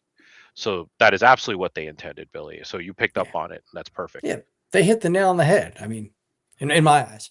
I do want to bring up one thing. We're around 11 o'clock, I believe. Candice, you've been so wow. quiet. I need you to join in and grill this man for me. Uh-oh. It's Oh, man. Instead of being like the air raiser of our group, I need the Black Arachne to come out and ask this man something difficult. I don't have a black arachne. I'm very much maximal, good guys all the way. Yes, There's no that's right. Predacons here. You can ask me the most basic of questions, Candice, and my ADHD is so kind of like, oh my god, this is not gonna happen. This is gonna happen. Do you remember what happened? Well, oh, what color of day was this? You can ask me the easiest question, and I will absolutely fail it because. But go ahead, please. Okay, Tigatron was hanging out with a real white tiger for a while. What was that tiger's name? Ooh. Holy cow, Candice. That is literally the question I thought you were going to ask. Oh, really? Oh, my God. That's creepy. Wow. That's a good What's going on here? Okay, I need you to ask that one more time. Really, really slow. Because I'm pretty sure some people out there probably didn't catch that. It's in my brain, but I'm trying to formulate the name. Exactly. Go ahead. Say it again, Candice. What was the name of the tiger, the real tiger that Tigatron was hanging out with for a couple episodes? Okay, hold on. I'm thinking tiger, white, hot. White. Empire Strikes Back. Snow. Snow. Hold on. Shh. Hold on. This is how my ADHD works. Snow. Hold on. It's okay. White tiger, snow, snow stalker. Yes. There you Yeah. go. There you Look go. at that. Nice. Look at that. Awesome. All right. Good. Guess what I think? What's the Guess name what of I think? You can't get any dumber. You go and totally redeem yourself. You see how the brain works? You see, I was like, hold on, wait, hold on, snow. I know there's something to do with snow. Wait, hold on, bring it back to Hoth. All right, Empire Strikes Back. Hold on, wait. That's how my brain has to work. It goes that middle school girl I loved in 8th grade that didn't know I existed. Her favorite scent was flowers. Something. She wore Janko jeans. Wow. Yo, okay. Snow stalker. Okay. That's right. All That was right. his boy right there. That's right. Nice. We are legitimately getting close to the witching hour. Derek's been keeping a checklist all night. How do we want to grade our man Eman here? Eman, first of all, thank you for allowing us the time to really do this with you and help us realize just how old we are. Anyway, Seriously. to be fair, he actually did much better than I expected him to do. Oh, damn. And, I'm actually going to give him a solid C+. You passed. That's good. I was thinking I'm gonna give him a C+. myself. And it's truly because of the effort. He wrote his name on the paper. I gave him that. On the top right corner. He showed up to class. He showed up to class, and gotta give him credit for that. Actually, I'll give him 3 points for that. But But the points don't matter. but yeah, it's the effort in which he went in and did it. That he tried to be consistent with watching the show and got all the way through the end, all the way to the end of season 3. You know, the thing that hurt him most was pronunciation of names, the not knowing when Maximals are farting, and what was the other one? I forgot to write this one down, but Not knowing who Protoform X was. well, yeah, well, then there's that, and The rubber ducky. The rubber Oh, the rubber ducky. the rubber Ducky's ducky. big. Yeah, I Rubber forgot ducky. about that one. Yeah, okay, let me get those 3 points back. Oh, Oh, man. we're off now. Yeah, knock you down to a C minus. Might be it nice. was a challenging night for You know, Eman. you know that ribbon you get when you don't finish first, second, or third in elementary school. Everyone gets that ribbon. Everybody gets you know, that it's little like, blue Participation. ribbon. Or better yet, a Yeah. participation trophy. None of Yeah, us got that's- participation trophies No, no, growing I- up. Let's be honest. Until you get to the D level, I don't think we got to worry about that. So you're still in C territory. You're good. Right. You get the yellow ribbon, so you're good. there you There go. you go. There you go. And Yeah. honestly, I will say this: I'm so happy that you actually did enjoy Beast Wars, and that after watching it, you've decided, yeah, I would go back and rewatch this and pick up on the things that inspired us. Like Candice is one of is the best Beast Wars artist out there. Like, I mean, Yep. your work. No, I love it. Like I love- want one of those prints, man. Yeah. That print from TFCon looks amazing. I You? couldn't agree more. I love, like, you sign Difference. online and your feed shows up and Candice will put like a couple lines of like a teaser that she's drawing something. And you know that in like a few weeks, you're going to start seeing a little bit more of some particular character. And it's always going to be amazingly hand drawn to be better than or identical to what you saw on the screen. Like it's beautiful. So you were inspired in a way that I wasn't. I think it's amazing. Like, it made me want to do is go voice act and be a character, and here I am Right. doing podcasts, you know. I But- will say that Beast Wars is the only reason I'm still drawing. Like, it was the thing I was really interested in back when I was 12. Yeah. And then Okay. Beast Wars came out, and I'm like, damn, I wanna try to recreate this because I really like these characters. I love the stories, and let me see what I can do Golly. here with the VCR and my little drawing pad in front of the TV. So 12. here I Gosh. am. Wow. And I was 12, 21. when it came out. Yeah. I was 14 when it came Okay, out. we're not going to do that, guys. Yeah, we're not. We're not doing that. We ain't Sorry. doing that. No. Where were we back? Go back to We are signing off right now. So yeah, yeah. And Candice, A few more years to get that discount at IHOP, all right? Yeah, So yeah. Candice, I'm I already- just followed I'm you already on getting Instagram. it. So anyway, Eman, her work is incredible. Yeah. it And is. obviously It really is. Beast Wars, Thank you. I mean, Ben is Beast Wars. Like, man, I was on BWTF.com every day Yes. hoping for some sort of an update, something like some new toy coming out, some, new show coming out. I still remember my heart being broken when you shared the first look at the Maximals from Beast Machines, Mm. and that look of Primal in his robot mode, not having a prime head. Like, I just couldn't grasp it. But then I watched it and I loved it. Like, I love Beast Machines Primal, but all my first views were always through Ben. And, Mhm. a funny story, Ben and I don't know, maybe you guys do have this mutual friend, this gentleman, Nick, who runs St. Mark's Comics. Him and I, my first BotCon was BotCon 2001 down in South Carolina. Mm. And I've told this story before, but Nick and I drove down, not caring that we were going to get to meet like Scott McNeil and all these great voice actors. It was, we're going to see Ben Yee. We fucking stalked that conference trying to find Ben. Like, that was our like, I was and there don't get me wrong. somewhere. Yeah, you were there somewhere. But like, it was like the top three things going through our minds were, we're going to get to see Ben Yee. They're going to have the Blast Punch Optimus Primal at the Big Bad Toy Store table because Yeah. nobody else had Blast Yeah. Punch Optimus Primal. And the Car Robots line just dropped, whereas we had already, or the RID line dropped, but we had already imported it from China under Car Robots. But like, it wasn't that, oh, Peter Cullen's here. It wasn't, oh, Scott McNeil's here. It was Ben Yee is going to be at this convention. And like, we would even go to like Red Lobster and hope maybe he's eating at this Red Lobster, like whatever it was. Wow. No, because Wow. like, Oh, that's Ben so was weird because like I was kind of everywhere. Like I was in the dealer's room, I was in the panel rooms, I was around, and we all had name Yeah. tags on.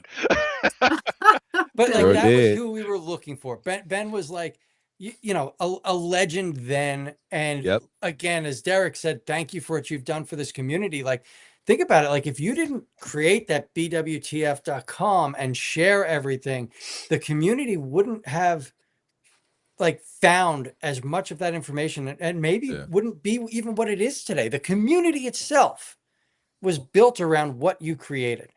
So thank you. And then, Well, I appreciate that. I want to give credit to everyone who jumped on the bandwagon too, right? First of all, the Alt Toys Transformers crowd, many of those people became lifelong friends to me, and I love them dearly, and that was really what I sought to emulate a lot of the time, the community that I found on there. And then other sites like AllSpark popped up and Yep. so on, and I just, it's been fascinating and wonderful watching all these different communities sprout up over the years. And now, like, there's 100,000 groups out there right now, all dedicated to Transformers. Could not have imagined that happening back in the day. And I think it's a testament to the fandom as a whole, that they want to find connection with each other. And I'm glad that I had a small piece of that beginning, but it's just grown so much beyond any one person or group or site at this point. Absolutely. And I love seeing that. This podcast is a perfect example of that. And I'm happy to be part of it, because to me, this podcast is a descendant of what All Toys Transformers began and I began and so on. And it's a thrill for me to see this is even possible. Absolutely. That's beautiful. That's a great way to put it. Thank you for that. Yeah. Now, Derek, obviously, man, we've got a history together. Oh yeah. You are one of the most outspoken and honest people in this community. If I need to reach out about something, or if you need to reach out, like, we know we're there for each other, but you're there for anybody that is looking for it. Like, you're just always there for this community, and thank you. And that's a big part of why I love having you on the show. You are Anytime, man. a Yeah. forge. Like, you are, Thank you. thank you. Billy, did Derek ever tell you what he asked Daniel Warren Johnson at the first Skybound Comics panel? No. This dude's sitting right next to me at New York Comic Con, and this is when the first issue would come out, and one of the first things Starscream does is blast Bumblebee in the head and kill him. Yeah. And Johnson was giggling about this on stage. It was unsettling. And Derek remembers. He knows. And like, when it came time to Q&A, and Derek, correct me on the phrase, I'm paraphrasing you, okay? But he just straight up asked this dude something like, "When are you going to stop messing with our childhood?" It was so great. Oh, He's a straight I was shooter. serious. I was And like, now everything has changed again. look, I stand 10 toes on everything I did that day. Damn right. So, We were all thinking it, but you said it. Right. I was like, yo, okay, I'm gonna make him feel responsible for what he did. It's like, but no, I mean, it was all in fun. But it was just like, but it was people for the people that were seriously thinking about it. Yeah. If they ain't want to say nothing. That's what I'm there for. Yep. I'm gonna be your voice. I am the voice of the voiceless in this community. I'm Yep. gonna, It was great. try to have some tact to it, but and it brings a little bit of humor. But when it needs to be said, I am going to be that one to be able to say it. I've had people whisper in my ear. We'd be in panels, and I'd be having people whisper in my ear, be like, "Yo, can you ask them?" I'm like, "Well, you gonna ask them?" Embarrass me, but yeah, but no, thanks for that, Billy, man. Yeah. I love being around this community. I've been loving it for years, because it's a community of everyone, male and female, that love Transformers and love love 80s retro stuff at the same time too. I mean, we all grew up with this, you know. If you Yeah. grew up in the 80s, it was the absolute funnest time of your life, you know. Hell yeah. I mean, because Hell yeah. I mean, in that era, man, I mean, I don't down anybody's era, you know, but I'm a Gen Xer, you know. Gen Preach it. X, all of us in Gen X, we grew up good. We grew up in some fun times. Yeah, there were some Hell sad yeah. times. There were some sad times, but the fun times outweighed the bad times, you know. So I loved Saturday every from minute 8 of it. a.m. to 12 p.m., baby. Yes. Sold. Yes. Sold. Saturday in your PJs with your Mr. T cereal in front of you, or whatever variety of Yeah. cereal that you So- loved during that time. Donkey Yep. Kong. I mean, Hey. I'm not. Yeah, they had. Yeah, we had Cheerios, and I'm talking about we had real cereal like Donkey Kong Jr., Mr. T. But We had Batman. You're the Batman cereal, bro. yeah, we had all those. We had all every most characters back in those days. They had they had breakfast lines for them. They had all kinds of candy for them. Yo, man, I mean, shout out to diabetes, man. I'm telling you, we had it. But you know, it's just like, you know, but we had that, you know. But to fast forward for today, I love everybody. We all love this. Yep. We all have our different opinions about it, but we respect our opinions nonetheless. And that's what this community is about. You know, it's being able to accept people for who they are, and, you know, and love them for who they are, you know, and be respectful for who they are, you know. I love the term respect your elders. You know, I ain't an elder yet, but I love that term because our elders teach us who we are supposed to be, you know. And I like to think that as a pending elder, I want to teach the young how they should be when it comes to this fandom. You know, Yeah. you know, we have to act accordingly. Gone are those days where, you know, we just get up and just be disrespectful. Nah, I'm not all about that. I'm all about us getting together, just having a great time, because we got too much stuff to be worried about in this world right now. Yeah, it's terrible. It's absolutely terrible. But I'm telling you, when I get to these conventions, when I get to these get-togethers, I don't think about none of that. I think about the fun times we have. You know, I think about, you know, the creativeness that we all have in this community. Our artists, our vendors, our, you know, the people that sell us stuff, the people we buy from, the people that we sell to, the stories that we talk about. We talk about previous events. You know, man, I remember when so and so did this, man, when he wore this shirt and all of that. It's like, it's almost like being in high school all over again, but in a positive way. You know what I mean? So it's just like, you know, you get to be at the cool kids table. You know, all of us didn't get a chance to be at the cool kids table when we were growing up. But guess what? No. But guess what? We've made a cool kids table, and that's all of us. So shout out to Hell yeah. everybody that's part of this community, and, you know, continue to be a part of this community. Bring what you bring. But we love you guys, and I loved absolutely every moment of this episode. I can't wait to watch it again. Yeah, this was a Watching fun what we one. do to eat, man, it was an absolute thrill. And, you know, I can't wait to show this off to all my friends. So, yeah. Now, with I, that, with that, I did 'cause we all are this gonna be on wrapping it purpose, up. to be honest Yeah. with you.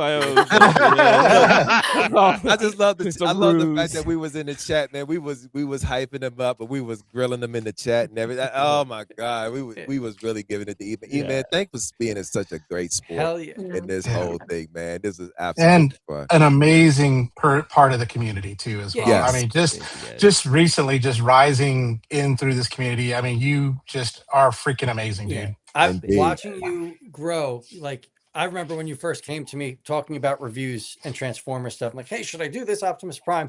You know, and seeing where you are now with your most recent Magic Square Optimus Prime review, that went pretty much viral. That thing blew up. So congratulations there. But thank you for putting up with us tonight, right? Like, obviously we busted your balls, but we love you. Like, you are a light. You are a beacon of joy. Like, I've never had a bad experience with you. I'm very jealous at the quality of all your videos. No matter what I do, I Yes. cannot get there. If you want to send me a full kit, I would appreciate it. But joking.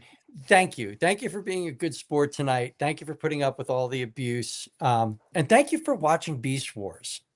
Truthfully, thank you for watching Beast Wars, because man, I obviously I love me some Beast Wars, but you didn't grow up with that. It wasn't your thing, and you still took the time to watch 3 seasons. What is it? 32, 45, episodes. 52? Yeah. Yeah, 52 episodes minus the 3 you skipped in lot. season 3. It's a lot. So 49 episodes of Transformers in around a month. Thank you for that. I what I should have done was given you, I have like a little cheat sheet for season 1, because as Ben said, there's a few filler episodes that you could skip. But there's also some pinnacle. What? No. Season 1? You don't skip episodes in Beast Wars at all. That's I a cardinal sin, on like and we my will not second tolerate episode that, when I sir. watch things. I think you could if you were speed running it, like if you had to like cram. Like you don't have to watch Power Surge. Nothing really happens in there that affects anything else later on. True. But it's useful to know the dynamics of the Predacons. And it's also unusual for any Transformer show to have Decepticon or Predacon centric episodes. Almost every Transformer show focuses around the good guys. So it's nice to have episodes where it's just kind of the bad guys doing their thing, and the good guys are just kind of watching from a distance. So it really depends on what you're looking to get out of it. I think like that's an example where you watch it for fun, but also the nuance. But if you just need factoids, then there's certain episodes you could just skip. Yeah, I agree with Ben there. I have a question. Like I said, we are going to be wrapping up, but since we just did this Beast Wars thing, right? We had fun. I had fun. How do we feel in like June or July doing a Beast Machines one? Oh my god, I knew you was gonna ask this. Is that the one where I just watch you guys fight? I love Beast Machines. Like that took the twist with Megatron. Like that's the greatest Megatron story arc ever. I love Beast Machines. Yeah. So I would be pro, but would you guys be interested in returning for a Beast Machines panel? I wouldn't mind. I wouldn't mind. I mean, I have to since I'm a co-host. So you're just getting dragged back into it. Go back and man the chat. Oh wow! Hey. No, I'm kidding. All right, Jimmy. Here comes all the comments about Billy's hair. I'll tell you this. That was so bad. That was bad. If I can reveal this, Ben, I actually enjoyed Beast Machines better as a result of being part of Ben's group back in the day. I remember when we were particularly that one instance when we were all trying to guess who Thrust was. Remember that, Ben? And we were trying to we were all in our chat. Those were the times, man. Yeah, wow. I mean, those are fun times. Yeah. And I every time I think about Beast Machines, and I think about the fun parts, I think about that chat group. And if I would love to come back and talk about that. I think that'd be fun. I'm just full disclosure. I had a lot less to do with Beast Machines. I had barely anything to do with Beast Machines because by that point the writing staff had changed, the production staff had largely changed, and they decided to go in a different direction when it came to fan involvement. But I do have some thoughts on it that are very nuanced. They're not just pro or con. There's a lot of in my mind, amazing things Beast Machines did, and then there are a few things that it did that I vehemently disagree with. And I actually had a very long conversation with Bob Skier about this 2-3 years ago, and he explained his rationale, and I totally get it. I totally get what he was looking to do. And I think people who made him the villain back in the day, I think first of all we were a lot younger. A lot of us were less mature, including myself, and I don't think we all fully understood what was being presented to us at the time with Beast Machines. And I've had decades to reflect on it. And after that long conversation with him, asking him questions that I've had for decades, I understand it a lot better now. And now that I'm a lot older and a lot more mature, and I've lived more and I've seen more politics happen and the real world happen, a lot of Beast Machines feels a lot more applicable to the world. So this is not a position I could have had 20 years ago, right? So where I sit on Beast Machines now is very different than where it would have been back in the day. So I think it would be an interesting conversation, because I think initial reaction was very negative from a lot of people, and I think that's mellowed over time as people have come to understand what it meant. Yeah, like I said, as a fan, then I truly loved Beast Machines. Like, this first season is a little wonky, but what it builds into for that second season is just incredible. I love it. I love the route they took. So I think that'd be fun. Maybe, this won't be a roast, man.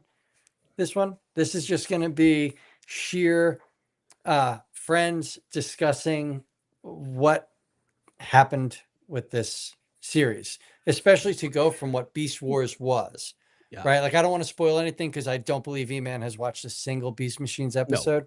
Not at all. So there's not going to be any spoilers, but like, it is as polar opposite as you can get, right? Like, there's no other way to word it. So, and it's a little bit of an easier watch. I'm looking at it. It looks like it's a little bit of an easier watch. 2 seasons, 26 episodes. So literally, it's faster. It's far faster pace. There's some things that I don't like, but you're not going to like everything with it. It's just impossible. Like, there's Gen 1 episodes that I could never care if I ever see them again, so, except for Beast Wars, you watch everything there, right? I do. Billy loves everything. We got to watch there. Listen. My 7-year-old and I were fighting this evening as we were watching Beast Wars together, and he's like, "This show's terrible, Dad," and I'm like, "No, it's not, son." But go back to your YouTubes, your tactics and tactics, your book faces, your book face. But with that, you guys have been such an amazing family tonight with us here, right? Like, I'm calling us a family. We were, it was just a fun night. Everybody was just wonderful. We all built on each other, and thank you for that. Jimmy and I will not be having a show next week, nor the following week, because that is Easter Sunday. I'm not, like, family day, like, it's happening. Yeah. And I'll be doing a convention next week. So I'll be at Great Wolf Lodge, or else I would have said, hey, somebody want to come on and do a show with me, I would have done an open invite. Since we're family, we'll see y'all at the next cookout. Yeah. Hey, I would love to. I've invited Ben to a few cookouts, but his schedule doesn't work.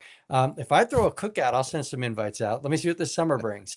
But with that, thank you guys. Thank you to the chat. Thank you. Thanks for having us, man. Thank you. This was fun. This was really fun. This was a fun night. We broke 2 hours. I just want to say. Yeah. Oh, wow. Yeah. And it didn't feel like it. It felt like 5 minutes. Like, I felt like there just wasn't enough time. To the chat, I know there were some things that we didn't get to, but you guys were wonderful tonight. And thank you all for joining us. Our next guest, I believe, is TF Arc Legends. We're going to be talking dioramas, displays. If you don't follow TF Arc Legends, man, I build dioramas for, like, the fun of it, but this guy's on a whole nother level, bringing in beautiful airbrush backgrounds and stuff. So check out TF Arc Legends so you guys can know what's coming up on our next show. And then if anybody would like to be on our show that's in this chat, Jimmy and I are always open. Reach out to us. We've got a Facebook group. We've got an email. Like, there's ways to reach us. Or you could just reach out on Facebook personally. Like, I'm friends with whoever wants to be my friend. Just be a decent human being and we're good. And I will be more than happy to work with you to get you on the show. So with that, I'm out. I've got nothing left in me. My tank's empty. Jimmy, would you like to send us off? Because you didn't get to. Yes. That's okay. I was monitoring for douchebags in the chat. So that's what I do when we have something like this. So, but thank you, every single person. So tune in the next time we have in 2 weeks, well, 3 weeks, when we see TF Arc Legends. So we can't wait. So